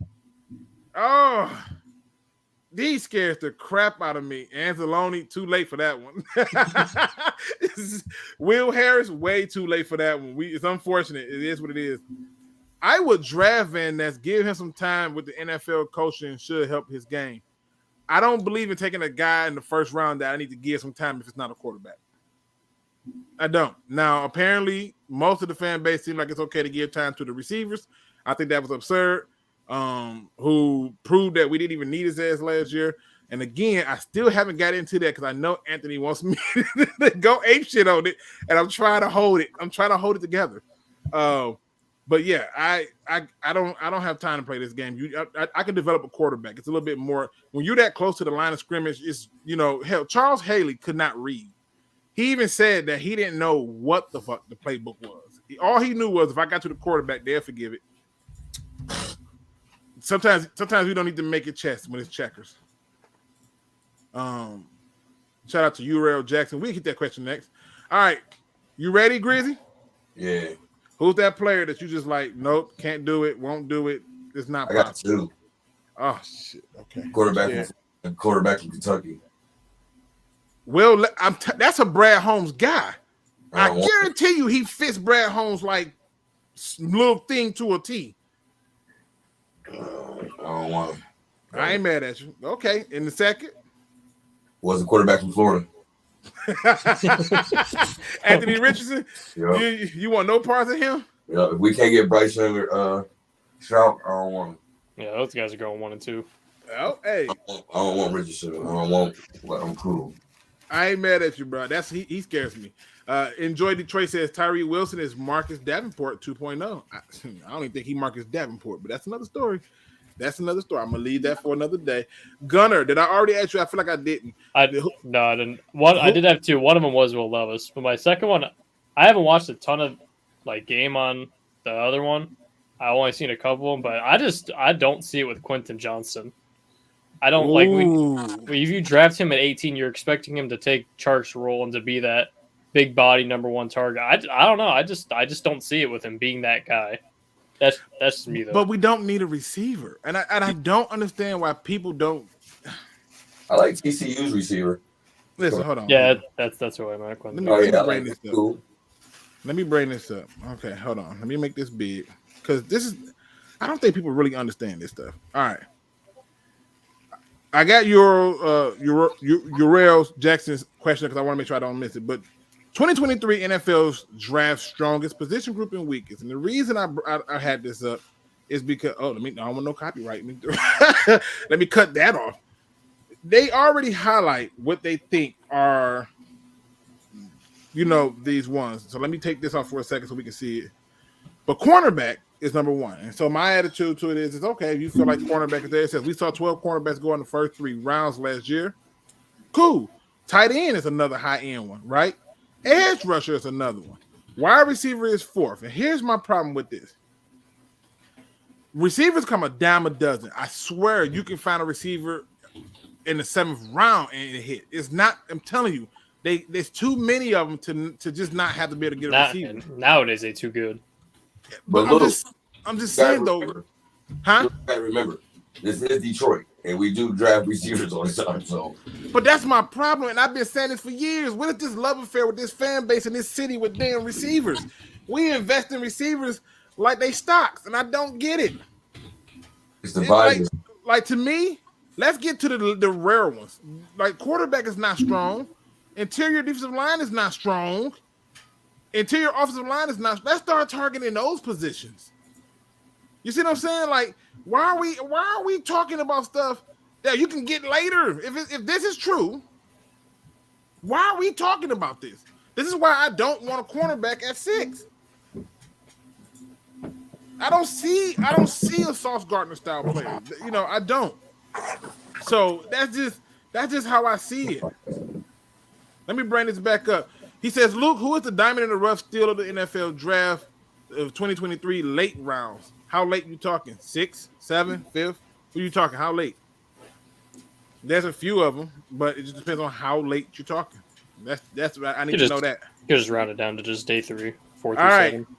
Let's see if Titus Young, the GOAT, is ready to tell me what his thoughts are on that player he don't want. Damn, he said the Breeze one is another one I don't get. But he fits that whole Brad Holmes style of guy. He hurt. He's a captain. Like he fits that bill. I just don't want no parts of it. Okay, so this is just players we want no part of. Yep, players you want no part of. You want Okay. they don't need to be on this team. I got two as well. Okay. Any linebacker in the first round. Oh my I God. want bro. no parts of it. No parts of it. Oh, who? Any linebacker in the first round. I don't count Will Anderson as a linebacker. He's the exception. But any other linebacker in the first round, I don't want it. Okay. Who said that I want a tight end at 6? And then my number 2 is I don't want none of Jamal Williams. This boy really let the anime get to his head. Thought he went Super Saiyan last year. But I think he meant I told people what was going to happen. I told people he's going to get to the free agency. He's talking right. He's been a spokesperson, trying to let the Detroit Lions know that he want him. And behind the scenes, he's telling them, "Hey, I broke Barry Sanders' record. It was Barry Sanders' record." You know, so I knew that was going to come. The other thing that jumped out to me, it says, so if that true trade back for more picks. Yeah, if you trade back for more picks, I'm happy. I'm good with that. Jamal was a great leader on the team, but I seen someone break down some of his snaps, and the guy had something like 40 more rushes within the 10, 40 more than any other running back in the league. Yeah, because you know why? Because everybody else did the work. Everybody else, I'm a Ross St. Brown to get down there. Yeah, that's what I'm saying. Everybody did anyone the in work, that and role. he did the short yardage, and that's what I'm saying. Now with David Montgomery, that changes everything. And plus, when Jamal was in, you knew what was coming. I think Jamal had one, maybe 2 big runs this whole season, maybe 2. I think it's pretty much 1 though. And I just remember the last one. Yeah, 3. It was 3. Yeah, so I'm just saying. Here's my other issue that I had to point out, because I find it funny because Vegas has found a way to dupe people, and I think people need to really think about this. I think that it's way too early to be talking about over and unders without knowing when we play our opponents. We know who we play, but when we play makes a huge difference. Like, say, for example, like I picked us to beat the Eagles last year because we played on week 1. But had we played the Eagles in, say, week 10 or 11, no way in hell I'd have picked us to beat them, right? Because I do believe that changes the way we do things, right? And so when I look at Vegas and what Vegas is doing with talking about some 9 games over or under, I'm telling you, don't make no bets on that. Secondly, this talk about the Lions are the favorite to win the division. This is it looked like it should be that way, but I asked that question again. Have we done enough to stop mobile quarterbacks? And you're going to play 2 of them this year with Jordan Love and Fields. And you have to be able to stop those 2 in your division. And Fields already shown he can cause you a few problems. Love, on the other hand, is still, we don't know. But have you been able to do that? And so when I sit here and I look at this idea of us winning the division, that is concerning to me. Because most of the people that I see are not even picking them to win the division. Most of the people that I see are talking about it, are saying stuff like, they'll win 10 games or they'll win 11 games. But you get to pick and winning the division because Aaron Rodgers left? No, we got to be able to stop the run, which last time I checked, we have not done so good at. And we have to be able to stop the mobile quarterbacks. And that's why I asked that question earlier, because I knew I was going to lead into this. You know, how it goes. Down 19 says, Luke, let me ask you, did the Vikings got better? No. I think the Vikings did enough because they was preparing for this dump when they drafted all those people the year before. But I don't know if I can say they got better or not. I look more so at when we play a team versus who the team is. It says Vegas with the Lions at 9.5 plus wins, without knowing how healthy or not to. No, he will lose 3 games. He should win, and that's my thing. Like I don't get it. I just don't get it. I wouldn't do it. It says if Rodgers is traded, y'all going to win the division. Superstar props. Hey, appreciate it. I don't buy it. We swept him when he was here. Yeah, I mean, yeah, I don't buy it. I think to me, we have to stop the run. We have to stop the run. Hey, we got Jalen Maben to shadow. Man, stop playing with me. You almost had me cuss. I almost lost my face today. Don't do that. Don't do that, Mark. Don't do that. He had me ready to go in.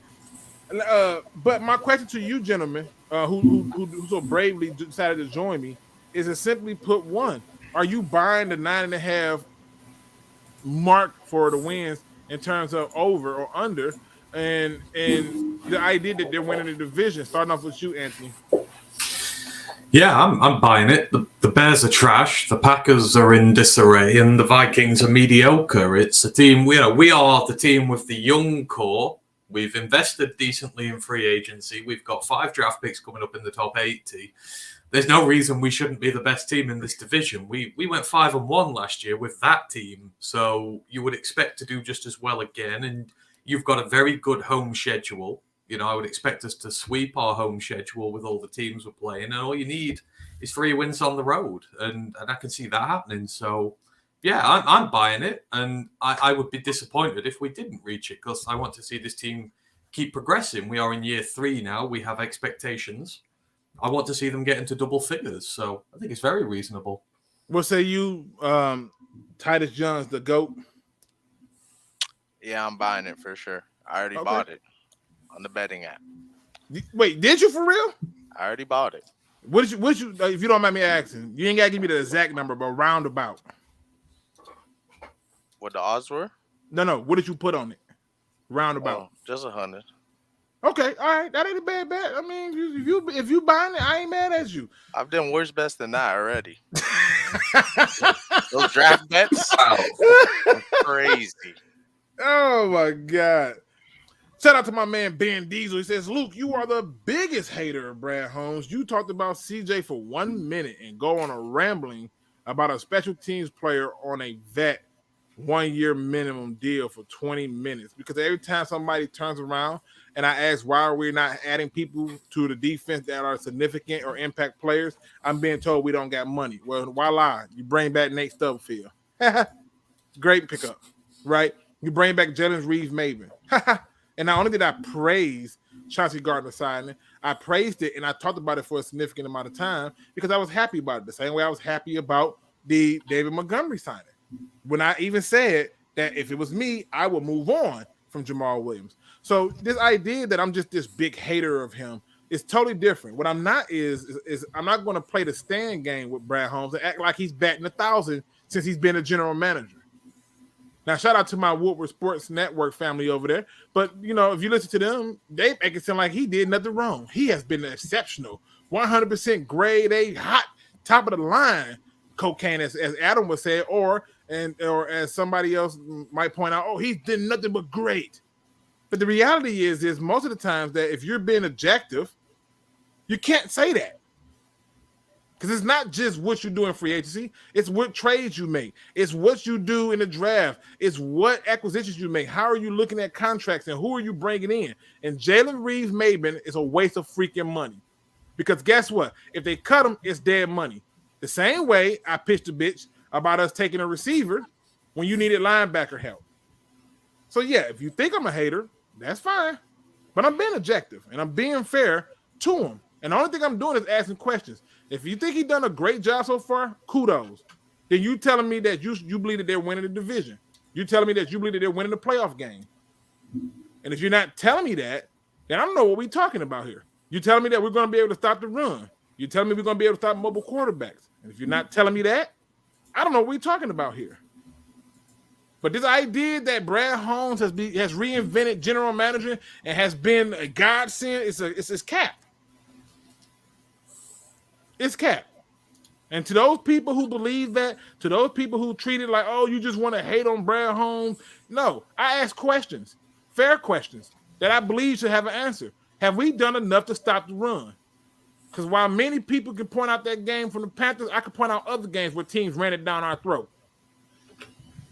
So I'm just making that point to say, hey, y'all can say he did so great, but if you believe that everything he did so great, I would ask you to simply Wake up! Wake up! Wake up! it's just the reality. It's I just the love how reality. you the haters, bro. Luke got drops now. Love how you Damn, stepping up. I'm just saying, like, I'm not saying that there isn't things, but we're like praising shit like he just reinvented the wheel. Like, oh, I didn't know we can do that. Like, I'm making questions that I believe should be addressed. That's all I'm saying.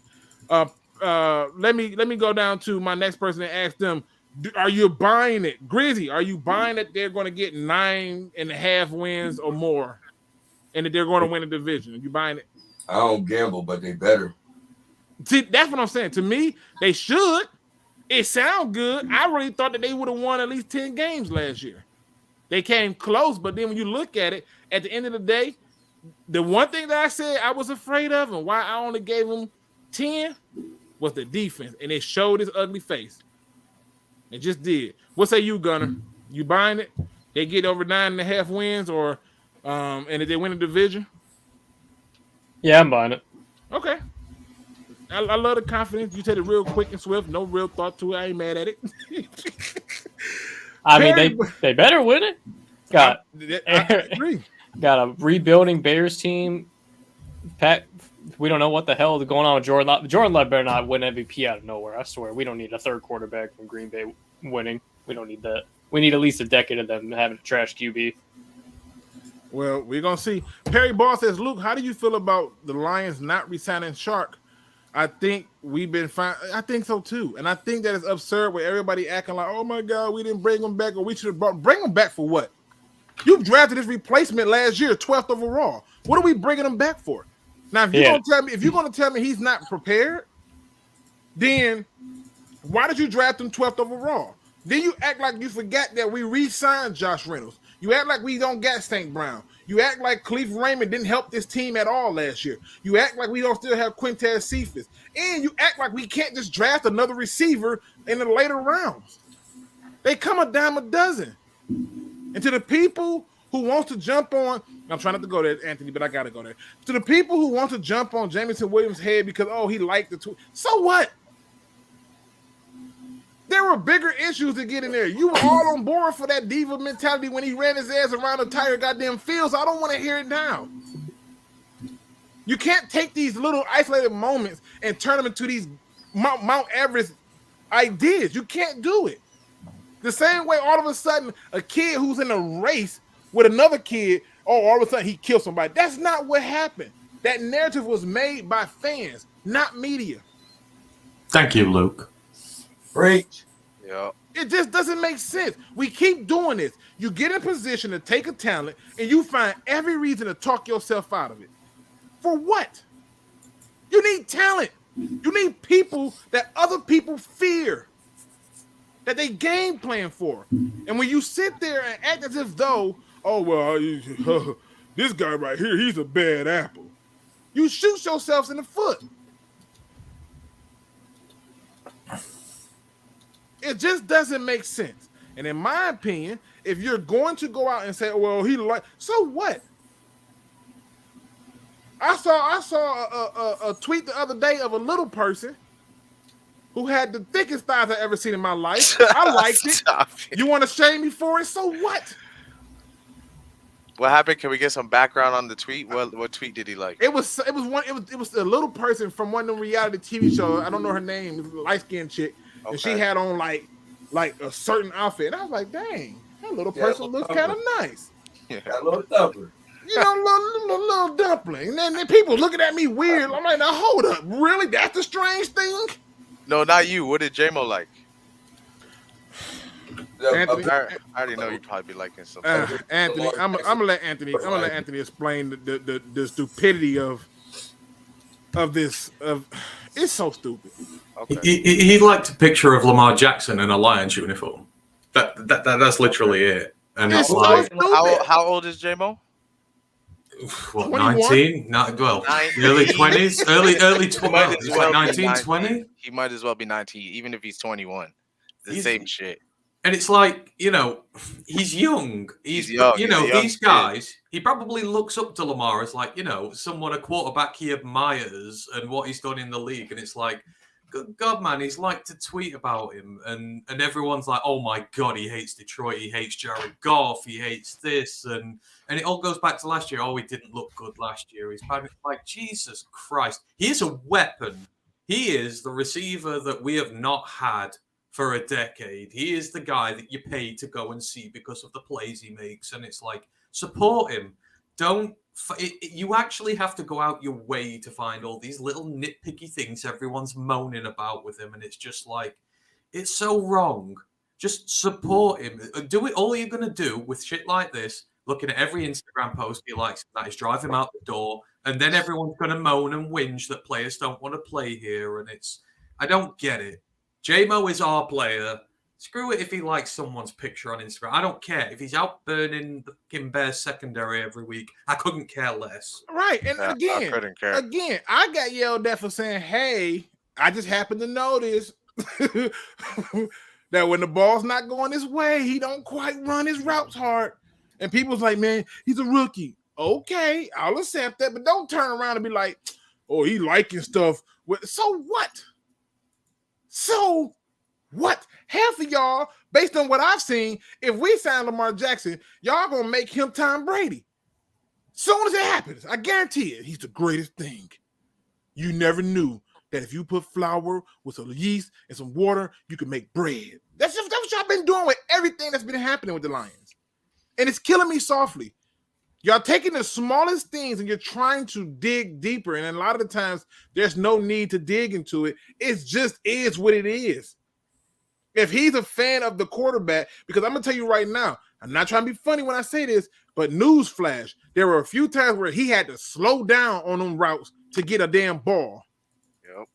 And if I got speed like Randy Moss, put it in front of me and let me go get it.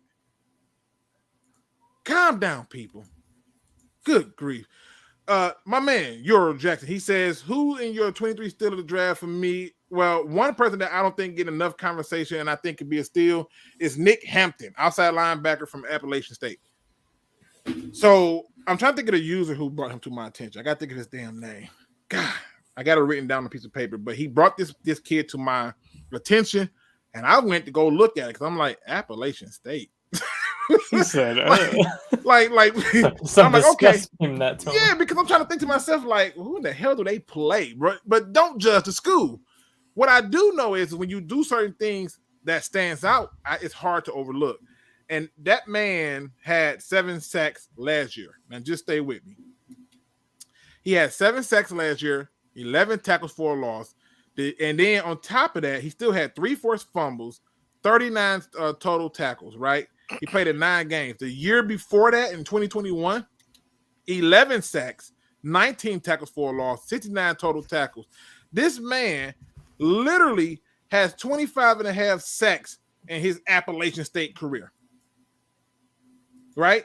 This man has over 40 tackles for a loss and 6 forced fumbles. Yeah, I think I can get with that. You talking from like 3rd round on now? You talking from maybe even 4th? Yeah, I can get with a guy like him. So now, Anthony, I don't know if you familiar, but you watch so much goddamn college football, it's ridiculous. You familiar with him? Are you? Yeah, because I watched a lot of Demetrius Taylor, who, by the way, had about 50 tackles for loss and 30 sacks for Appalachian State, and he's on our practice squad. Yeah, don't. Yeah. Yeah, but here's my point. He said a late steal. I believe that Demetrius Taylor was not used right. Yeah, no, I do. I love Demetrius Taylor. The thing with Nick Hampton is that they're saying he's going to move to linebacker, so he won't be an edge for you. They're going to move him to outside linebacker. That's fine. That's where I would put him at. Let him run up there, and I would blitz him. Enjoy Detroit. He says, Luke, to stop the run, we need your boy Mazzy. Now, okay. All right. He's like, all right, that's enough. Stream's over. I'm going one time only. I want y'all to listen clearly. No. Nah, we need the Luke Mozzie Smith film breakdown. No, I showed it up. This dude is not what. You know what? No. That's how I'm gonna no. D-Map Zoom was in the back. I gotta get you back in here, brother. Come on, where you at? I was just gonna bring you in and you dipped on me. But no, I can't. Anthony Miller, linebacker from Jackson State.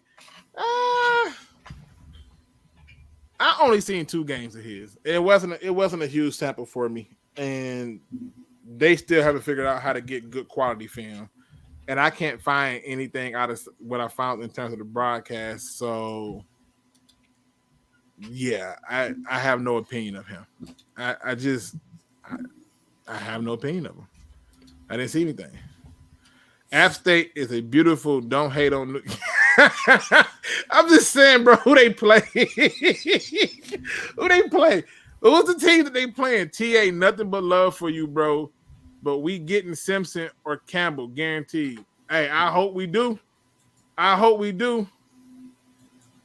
And I agree with you, TA. The linebackers are still suspect, in my opinion. Again, this is why I asked the question: did we do enough? That's all I wanted to know. Did we do enough? And that's just the reality of it. Don't go back to the old video. Yeah, listen, I'm trying not to. Let me see. We got let me see. Superstar Prop says, what's the rumor on who y'all taking in the first round? Right now, they are all scrambled. I've heard Anthony Richardson. I've heard Jalen Carter. I've heard Ness. I've heard that goddamn receiver. God, what's his name? Johnson? The TCU one? Yeah, him. I've heard him. I've heard so much. It's all over the place with the rumors on who we're gonna take. In my opinion, if they sign Calais Campbell, we're taking a quarterback. And I for one would not be upset with it. Now, if it's Anthony Richardson, I take that back. Don't say it. Don't say it. I'm okay. Don't do it, Luke. I've learned to control the temper. That's what I'm gonna say. Luke, what you think of Henley? The line? Oh, I like him. I like him a lot. I like him from Washington State, right? Yeah, and you know what? It's funny because he's one of the guys that I'm working on the film on. I know Anthony's been blowing it up. Like, look, this is a guy that you want. He's a guy that I think you can get in the second round. May slip to the third. I doubt it, but I think you can definitely obtain him in the second round. And I think he would be an upgrade over all our linebackers. I just hate to say the truth. Just in my opinion. I like the player a lot. Jack Frost, it says Mazzy is trash. Lions fans just want him because he went to Michigan. I said no. I'm trying to be, because if I say anything about Michigan, I'm gonna get hate mail, and I don't want it. I don't want the smoke. Let me see. We need D tackle linebacker to stop the run. Tell me about it. Bro, this show keeps me laughing. I'm just telling the truth, bro. I'm trying my best to just tell the truth. Luke, didn't the Eagles have 6 D tackles? Now, I know what you're trying to do, but watch this. Anthony, are we the Eagles? No. Gunner, are we the Eagles? No. Grizzy, are we the Eagles? Oh no. The GOAT, are we the Eagles? No. Why the fuck do I care if they had 6? I don't care what they did. We don't even play like them. I don't care.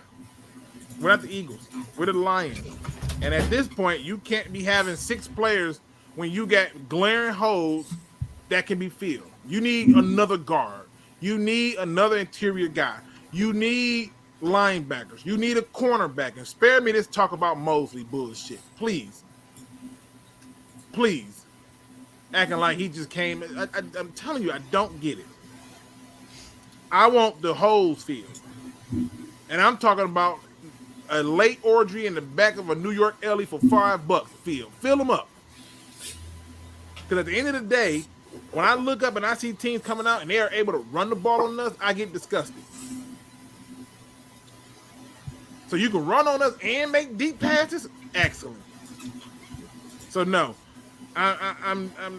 Yeah, we need it. We need help. We need help in a lot of areas. Lions talk taking Boyles as the no, we not. You can keep that. He's there for your Bears, Val. You take him, okay, and keep him with them damn Bears. Then again, I ain't gonna lie. I don't know what's worse, Tim Boyle or Nate Studfield. You've got to forgive the Bears fans, Luke. They don't know what a good quarterback looks like. You're right. It's been a while. You know what I'm saying? It's been a while. They still say McMahon is the GOAT, so I get it. I know I'm gonna get yelled at for that later. Mazzy ain't Hutch just on the effort standpoint alone. Man, he don't even show. Bro, I did a whole video on live, bro, where he wasn't even trying to get off a block. He literally was just like accidentally letting stuff come to him and still messing up. And I'm just like, all right, cool. You take up space, but I need more than that. What did the Baylor do? The Baylor D tackle that got manhandled by a running back? Man, don't even get me started. And remember, I got yelled at for showing that. That's not, but you got to put it in context. I'm like, there is the context. He got handled. There it is. All right. So I'm just putting it out there. Let me see. Let me make sure I ain't miss nobody, people. I want to make sure I hit on everything. Because I don't want to miss my time. I got to be careful these days. Luke going to Goodwill with the $5 fill 'em up bag. That's right. That's right. I'm trying to get her done. Let's see. The Eagles had 70 sacks, so yeah, I guess the Lions ain't the Eagles. Talk to me about it. You don't even want to get me started on the goddamn sacks. Do y'all like Drew Sanders, the linebacker? I do. Do I like him enough to take him in the first round? No. I see some people, but we can get him at 18, or we can wait to see if he makes it to the second round. Like, I don't feel like I'm gonna miss out on something if Drew Sanders is gone. I just don't see him taking a linebacker on day 1 or 2. Oh, me neither. That's not his MO. He won't. So we need a linebacker for 3 years. He waited till the day 3 to get one. Both years. He wants a person who's a captain with a blown out knee. The GOAT. Am I wrong? If you go through and look at his picks, have they not all been damaged goods? He wants a team captain with a blown out with knee. A blown out knee. If you got those two traits, you are legit a lion. I'm telling you. In fact, I've been encouraging our fan base to go out there and blow that knee out. You're gonna make this squad. Wait, was Brian Brzee a captain? The Clemson D tackle, was he a captain? He was injured, right? Oh man. Yep. He's the captain. It's not that bad. Brad Holmes is actually very good at his job. And I'm not saying he is, but they act like I can't question nothing he do. Oh, you have everyone. If you go to Woodward Sports, that's just straight snorting Kool-Aid. Those guys don't give you no information, just straight hyping. Luke actually questions stuff. You know, gives you a little bit of water to your Kool-Aid. You don't catch diabetes. He's helping you guys live longer. People. Yeah, yeah. He's looking at shit objectively. Yeah. You know, at least we're having conversations. Dada says, so Luke, do you not like Brad Holmes? I like Brad Holmes. However, it would be disingenuous of me to act as if though everything he does great. And one of the reasons I showed you the fan poll of approval was to say, hey, everybody had that same feeling for Quin until a few years down the road it didn't work out, or you know what I'm saying. And I already know what's going to happen. They're going to turn right around, and as soon as something go left or go right, they're going to set it up and say fire Dan Campbell. Meanwhile, your offense is still going to be firing on all cylinders. And you don't fire coaches when their side of the ball performs. You just don't. But my issue with Brad Holmes is again, we're 5 years into this thing, and guess what? I can't tell you. You know what I'm saying? I just can't tell you where we at with this thing. In terms of the defense. That was the weakest part of this team under Matt Patricia, which is why he got fired. Not only was your team not performing, not only was you alienating people, but you're supposed to be a defensive guru, and our defense sucks. You're getting embarrassed day in and day out every time we step on the field. And that wasn't happening with him. But instead, other media outlets promote this stuff to say, you know what, this guy got to go. He's a bonehead and so forth and so on. Like, come on. That's all I'm trying to point out. Yeah, this right here can't happen. And again, don't get me wrong. Calais Campbell is old. He's 36. But he can still help you Help what? in a lot of ways. He can still help you. My problem is, if you go out and sign him, I think you might as well get ready to take a quarterback at 6. Which is even more scary because this is another point that I thought about just now. If they take a quarterback at 6, you know what's coming at 18. Not the receiver to go with them. Or another position that they say you can't take in the first round. That we just Darnell traded. Washington, tight end. Yeah, you And know that's it. what I you think know that- it. Yeah, Yep. QB and Darnell. I was just thinking that. Everyone going to be mad. Yeah, because you think about it, right? With Darnell Washington, he's a blocker, right? And he's a big target for him. He ain't going to get you a whole lot of yards after the catch, but he's so freaking tall. He looks like a damn lineman. And I think that you gotta look at all possibilities with this general manager. Not just the general manager. We love running that 6 offensive lineman. With him in there, and he could actually run up the seam and just Gronk on people. Oh, it might be dirty. The only reason I didn't do the fire Aaron Glenn chant last year is because I couldn't really tell you what he had that would justify me saying you got too much talent to be not performing. You literally had guys picked up off the street who was working in grocery stores. So, yeah. Can't do that.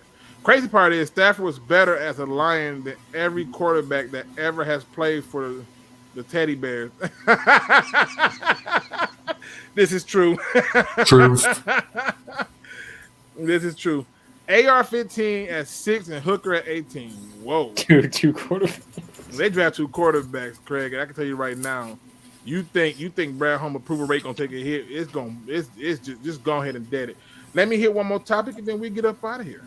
I gotta hit this one good last topic because I need to address a lot in a short period of time, and then I gotta finish working on my other videos,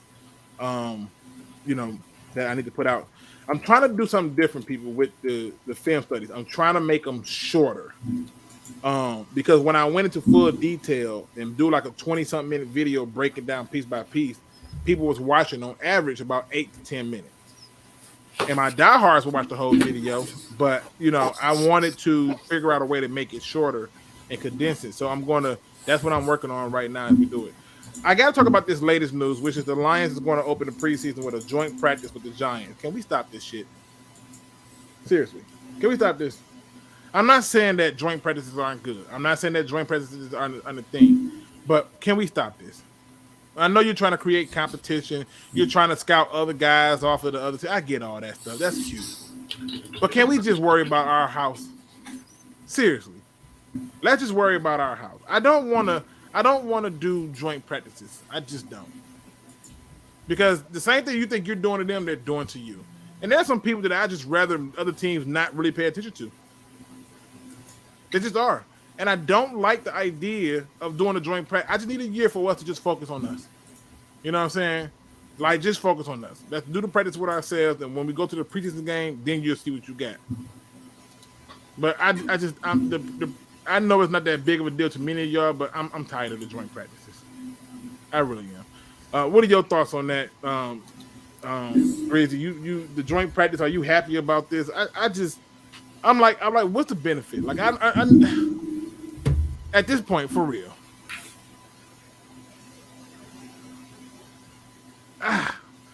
Wait. Black Spirit make a very good point. Maybe the Giants really, really love Will Harris. You know what? Now that you say that, joint practices is good for me. I'm good now because if the Giants take Will Harris, I'm excited. What are your thoughts on this, Anthony? Yeah, well, my thoughts are you get to see Jared Davis again.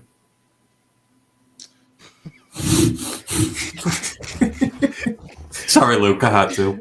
You know what? I see you woke up and chose violence today, but that's what I stand. Listen, I think he's a very good player, and I think given the right chance, he's going to play well. And I think, watch, we're going to be hearing his name, and we're going to try to figure out why he's performing over there and didn't perform here.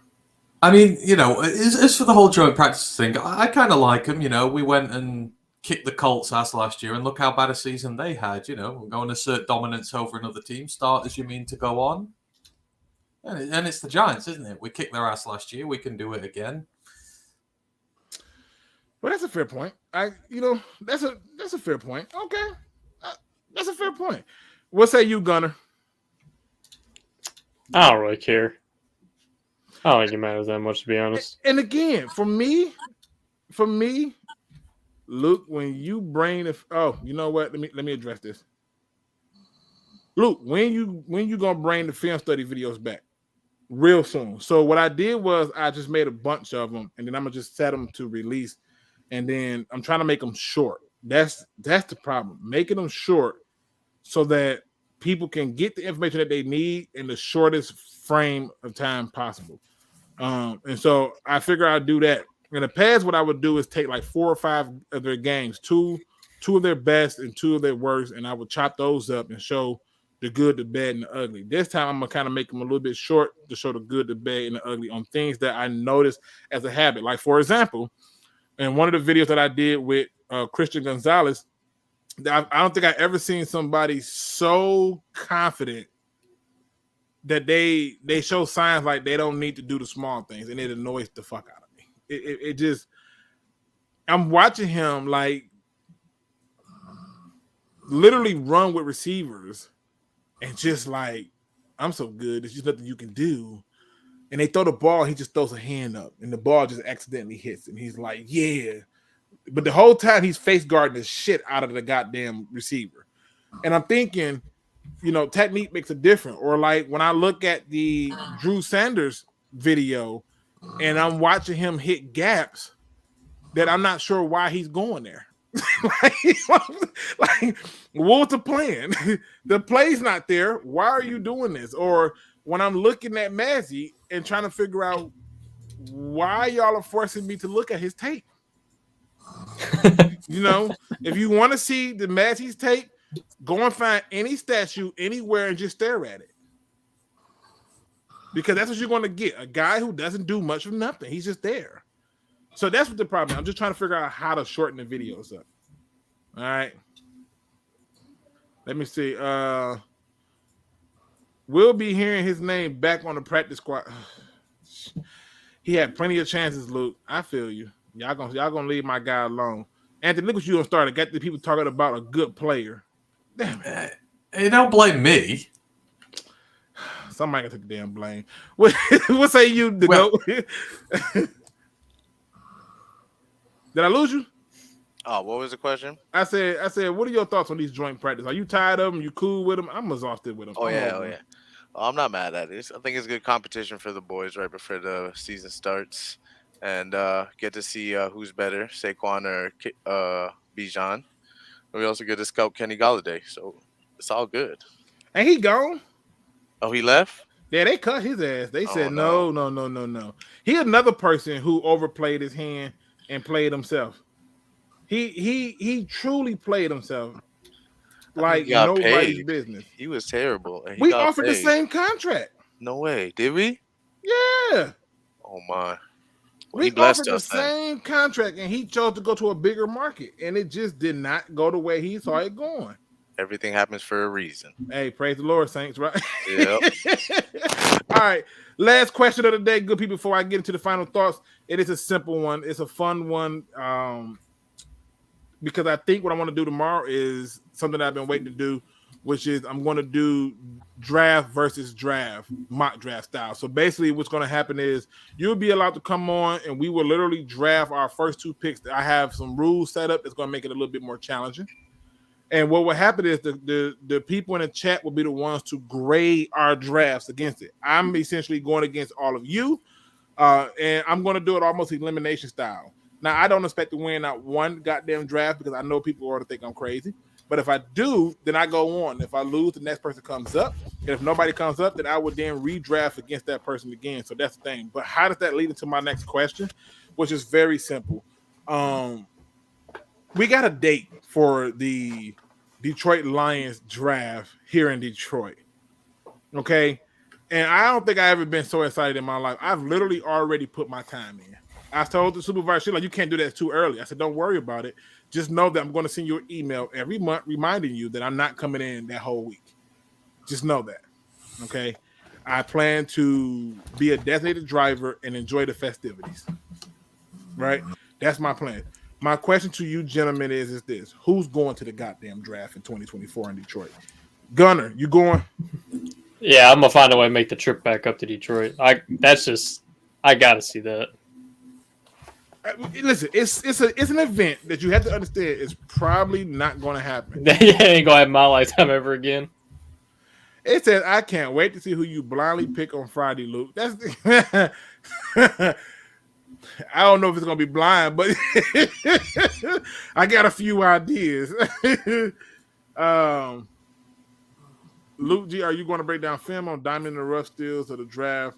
I don't know. That would be a good video. I guess it would, wouldn't it? I guess that would be a good video. Yeah. What about you, Anthony? You think you're going to be able to make the trip? I know you got a little bit more of a further travel to get there, but are you planning on making it to that trip? Oh yeah, we're coming over. So I'm flying over an ocean. So none of y'all have any excuse to not be there. So I'll be there. Hey, listen, I will. I'm gonna have to find you. I'm gonna have to find y'all. I'm gonna find you all, and then we can go out. I would love to say I will buy you a beer, but I don't know what good beer is. I don't drink, so I don't know. If you're looking for me, Luke, just remember, just find the slightly less better looking version of yourself. And this is true. This is true. I mean, but you look much better though. You got the beard going, it connects and everything, and I just got a goatee. It's not the best, right? Let's go to the GOAT. I see you in the back, John. I got you. I'm finna bring you up.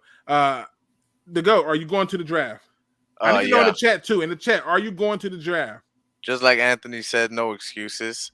I'm from Toronto. I only been to one Lions game, but for sure pulling up for the draft. No excuses. You mean to tell me I'm over here in Canada? Oh man, yeah, I'm feeling special now. Stop playing with me. Yeah, you First got worldwide fans. Canada? Luke's international. Hey, I'm loving it. I appreciate it. It says super like football. You be good slaves and the kings of America. What? What that mean? I have no clue what that is. That's probably just a troll. My moderators, please handle that.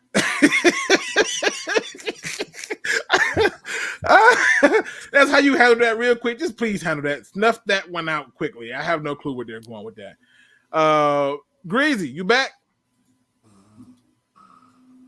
Did Greasy go to sleep? I've been hearing that. I don't want to say nothing, but that's how I feel like. I think Greasy got high and went to sleep on me. I don't know. Let me bring in my man Jon Kapler before we jump up out of here. John, what do you got for the people today? Oh, as soon as I find out ticket prices, my ass is paying. I don't know if it's going to be like that episode of Big Bang Theory where they're all clicking buy ticket, buy ticket, buy ticket. But if I have to take the day off of work to be on good internet and click, click, click like a psychomaniac, I'm getting me tickets to be there. Hey, I'm with it. We got Niagara Falls, Canada. Oh my God! Hey, that's one of my favorite vacation spots. I don't think I absolutely love Niagara Falls. You would have thought that seeing waterfall over so much would not be so entertaining, but it is the most enchanting place ever, and I absolutely love it there. And we usually go there yearly because we like it so much. But man, that's what's up. Appreciate that. I like that. Niagara Falls is in the building. Shout out to y'all. First of all, shout out to Mike to knowing the greasy F baby like Wheezy F baby. Please say the baby. I picked out what you did. It's first come, first serve for the NFL draft. I just want to be near it, right? I just want to be near it because I have a strange feeling that who we take next year is going to be something so special that people are going to be shocked that we did it. So that's why I just want to be next to it. John, what do you got for me before we get out of here? As always, I like to come and last minute just pop my face in, be like, remember me, I exist. Not really, but John, you still got time to put. First of all, I don't know how the hell you are able to ride a bike, have a full conversation, look at the screen, look up, keep riding the bike, avoid cars, and we in Michigan. These people can't drive here, man. Yeah, see, I upgraded to a car, so now I can't be doing that. But once it gets warmer, we'll go back to that. We'll go back to the the biking podcasts, whatnot. Hey, well, congratulations on the car, sir. Thank you. It's nice. I'm gonna go off of football for a minute, kind of onto your opening, how you open the show. There's an incident, I guess, at the church where someone was offended by something, and they decided to shoot some kids, shoot some adults. If you're feeling some sort of way about yourself, about other people, talk. I don't care to who it is. I'm here. Luke's here. Grab a stranger. If you're feeling some sort of way, you want to hurt yourself, hurt someone else. Yeah. It's a bad moment. It's not a bad life. We much rather talk and work these things out. And if you need me to call you, if your pronoun's a Hot Pocket, I will call you Mr. or Mrs. Hot Pocket. It is not worth shooting people over. Talk to us. Yeah, it's one of them things for me where, the Sandy Hook still bothers me. As a father. Said on the Woodward Sports Talk show today, Adam was very fired up about this. Now we're killing kids. Oh boy, I seen Adam ticked off, and granted he's fasting, so he's gonna be ticked. But man, I thought Adam Baydoun was gonna reach through a screen and slap someone when we started talking about kids being killed. And I don't blame him. But if you're feeling some sort of way, talk about it.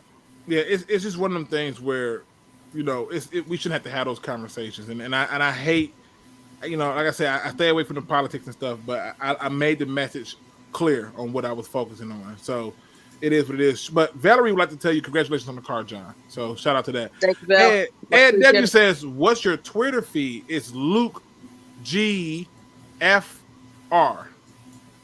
Yep, LukeGFR. And if you just type in the Luke G's Field Review whole name, it'll still pop up too. And I do respond to my stuff. I also respond to Instagram. In fact, let me see if I can still have it up. And then that way you can have the information for there. Boom. There it is. See? Hey. Ask and you shall receive. Right? So you on all of them. Well, yeah. Well, they got the Discord, you got your Gmail, you got your YouTube, you got your Twitter, you got your Instagram. And I respond to it. I respond to people, right? You know what I'm saying? Like sometimes it's not gonna be the fastest, but I definitely respond. You respond, I tell you, we've had some conversations. He responds. Yeah. But if you're trying to figure out how to connect with me, 100%, there it is. And again, I'm done trying to lead people to the water. I'm going to ask you a question and let you answer your own question and get to the answer. Everything is going to start with these two men here, gentlemen. Everything we do is going to start with them. And the moment that we start to understand that, the moment that we start to realize that, is when everything else gets solved.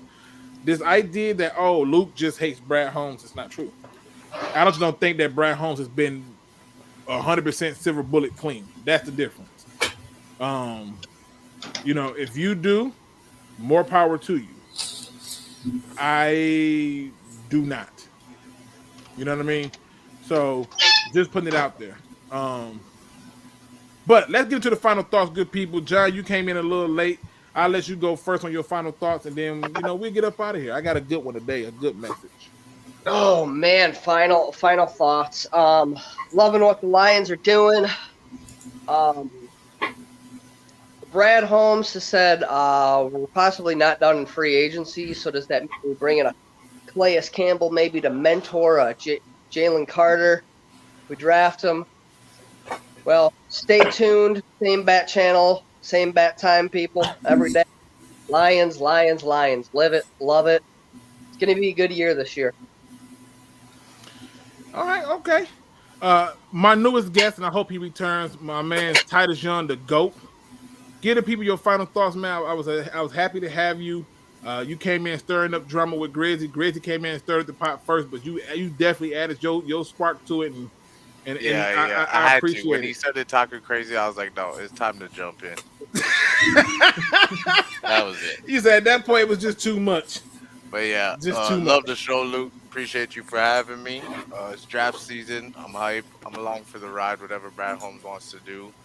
Shout out Anthony and the guys over there at Row of the Lions. Shout out Ryan and those guys. They do a great job. Tune into those guys. You don't know how much those 2.5 hour podcasts be helping me get through work. You don't know. Shout out to that. Shout out to you. That's it. Hey, appreciate it. Yeah. We over our 2 hours. I was trying to keep it close, but we over it a little bit, but that's cool. But I'm glad that people are appreciating what we're doing. Content creators that's talking about this team and trying to give it to you objectively. And to me, what Royal Alliance, UK do is, I don't understand how they're not at 20,000 subscribers. Like, people don't understand how much more energy has to go into being into a whole nother country and still be able to not miss a beat on any goddamn news. And I know we got internet, but to understand the dedication to do it, you got to also understand that they're watching our sports teams and our games at some strange times. Like, if it's 1:00 here in Detroit, Anthony, what time is it where you are at home? I was just about to ask. 6. 6 in the morning or at night? We're 5 hours in front of you there. 5 hours. Okay, so cool. So you talk about 6 p.m. in that regard, and that's if that's a 1:00 game. Imagine if we get a prime time game. That's like what, exactly. 3 in the morning? They kick off at 1:20 in the morning here. And so to have that level of that, and it's not just that, it's the college games. Like, I don't even know how, he be having games that I be listening to the shows and I'd be like, how in the hell did he have? And there's a good chance we get to the playoffs. We could be a prime time game. So you're going to be up at 1 in the morning, Anthony. And he's going to be happy as hell. It's worth it. Yeah, absolutely. All right, with that dedication, I will buy you your beers at the draft, sir. Appreciate it. Gunner, what are your final thoughts for the people? Listen, man, I love what you do with the show and stuff. This is like the first year in a minute where I don't know what the hell we're doing. I know you're saying quarterback and all that, but if they take Calais Campbell, I think we're going quarterback. That's like the 1 year where I really don't know what the hell they're doing. But I'm excited nonetheless. Hey, as long as we don't know, we hope everybody else don't know. It creates more opportunities for us to get a trade. And last but certainly not least, I'm gonna see my man Grizzy back. Let me see. Hold on, before I say that. Hold on, Grizzy. What up? I think you dozed off on me, bro. I'm not saying you did.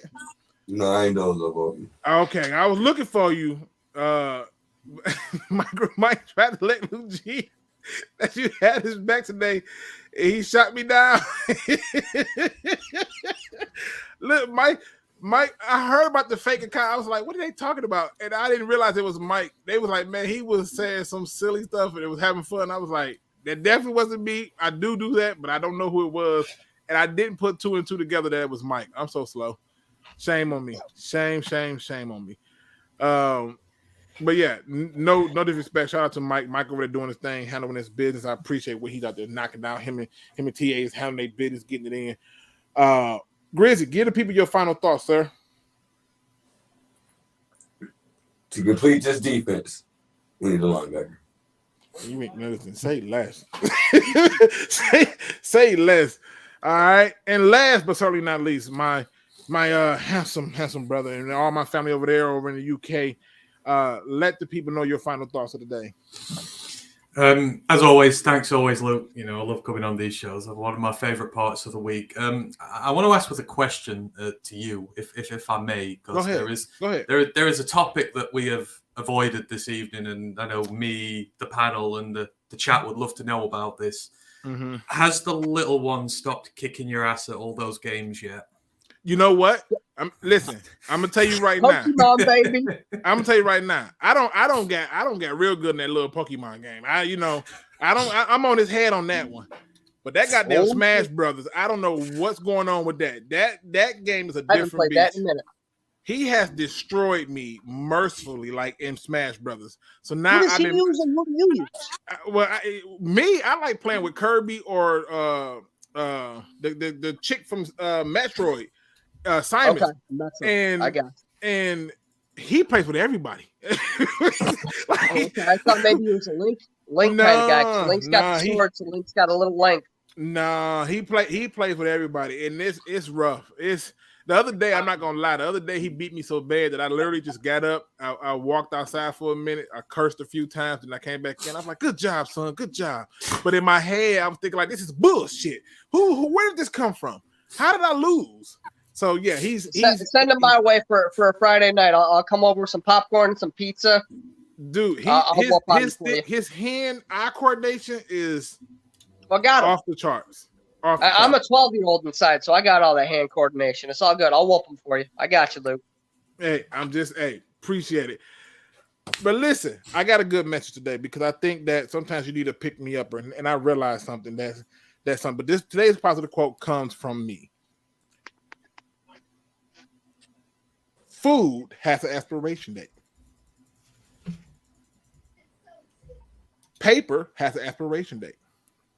Tires have an expiration date. And you know what else has an expiration date? Loyalty. Loyalty has an expiration date. And it's about time that we decided to exercise the expiration date on this loyalty with some people in our lives. You see, I had to learn that it's not that I don't. Let me make sure I get this right. It's not that I want to just get rid of people. It's just that I need to get rid of people who are not for me. And some of you are dealing with people who you know are not for you. Some of you are dealing with people who you know are not trying to help you become a better version of yourself. They just simply want to see where you become something, and they're hoping for the worst. And this is what I discovered, that when I walk away, I'm not walking away to teach a person a lesson. I'm walking away because I finally learned mine. And that's what I'm asking you to do. Learn your lesson and walk away from some of these people. Some of these people who don't know how to accept your friendship. Some of the people that don't know how to accept your kindness. Some of these people that don't know what it's like to just tell you good job because they need to tell you what they wouldn't do. They need to be told you have an expiration date. You see, when you put the time on there and you put the stamp out there for a person to let them know that what you do is not unlimited. What you do does not come without a condition, then all of a sudden you start to realize that guess what? The expiration dates are real. And some people need to be exited ASAP. Some people need to be expired immediately. Let them go take that energy to somebody else. But the best part is this.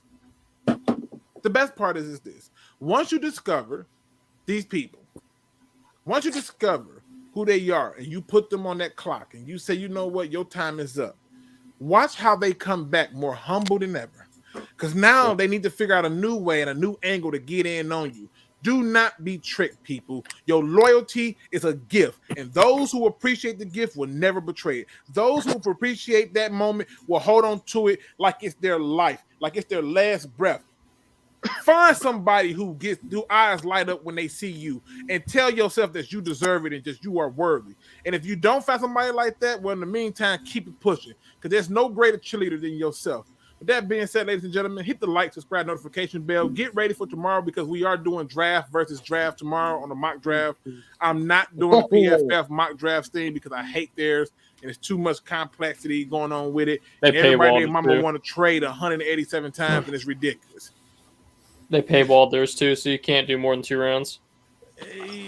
Even with the paywall, there's a way around it if there's a will. That's all I'm going to say.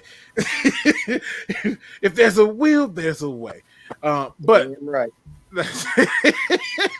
Luke be hating on Brad Holmes for real. Brad Holmes is the best GM in franchise. What? Stop. It's been 2 years. How in the fuck is he the best GM in franchise history in 2 years? Come on. Luke be like, nope. True. What about come on. Best GM. 2 years. Things. Didn't we say it takes 3 years? This is year 3. Oh shit. Man, it's crazy. It's absolutely crazy. Shout out to everybody who showed up today. Hit that like, subscribe, notification button. If you don't do nothing else, don't be no chump. Please do your research. We are out.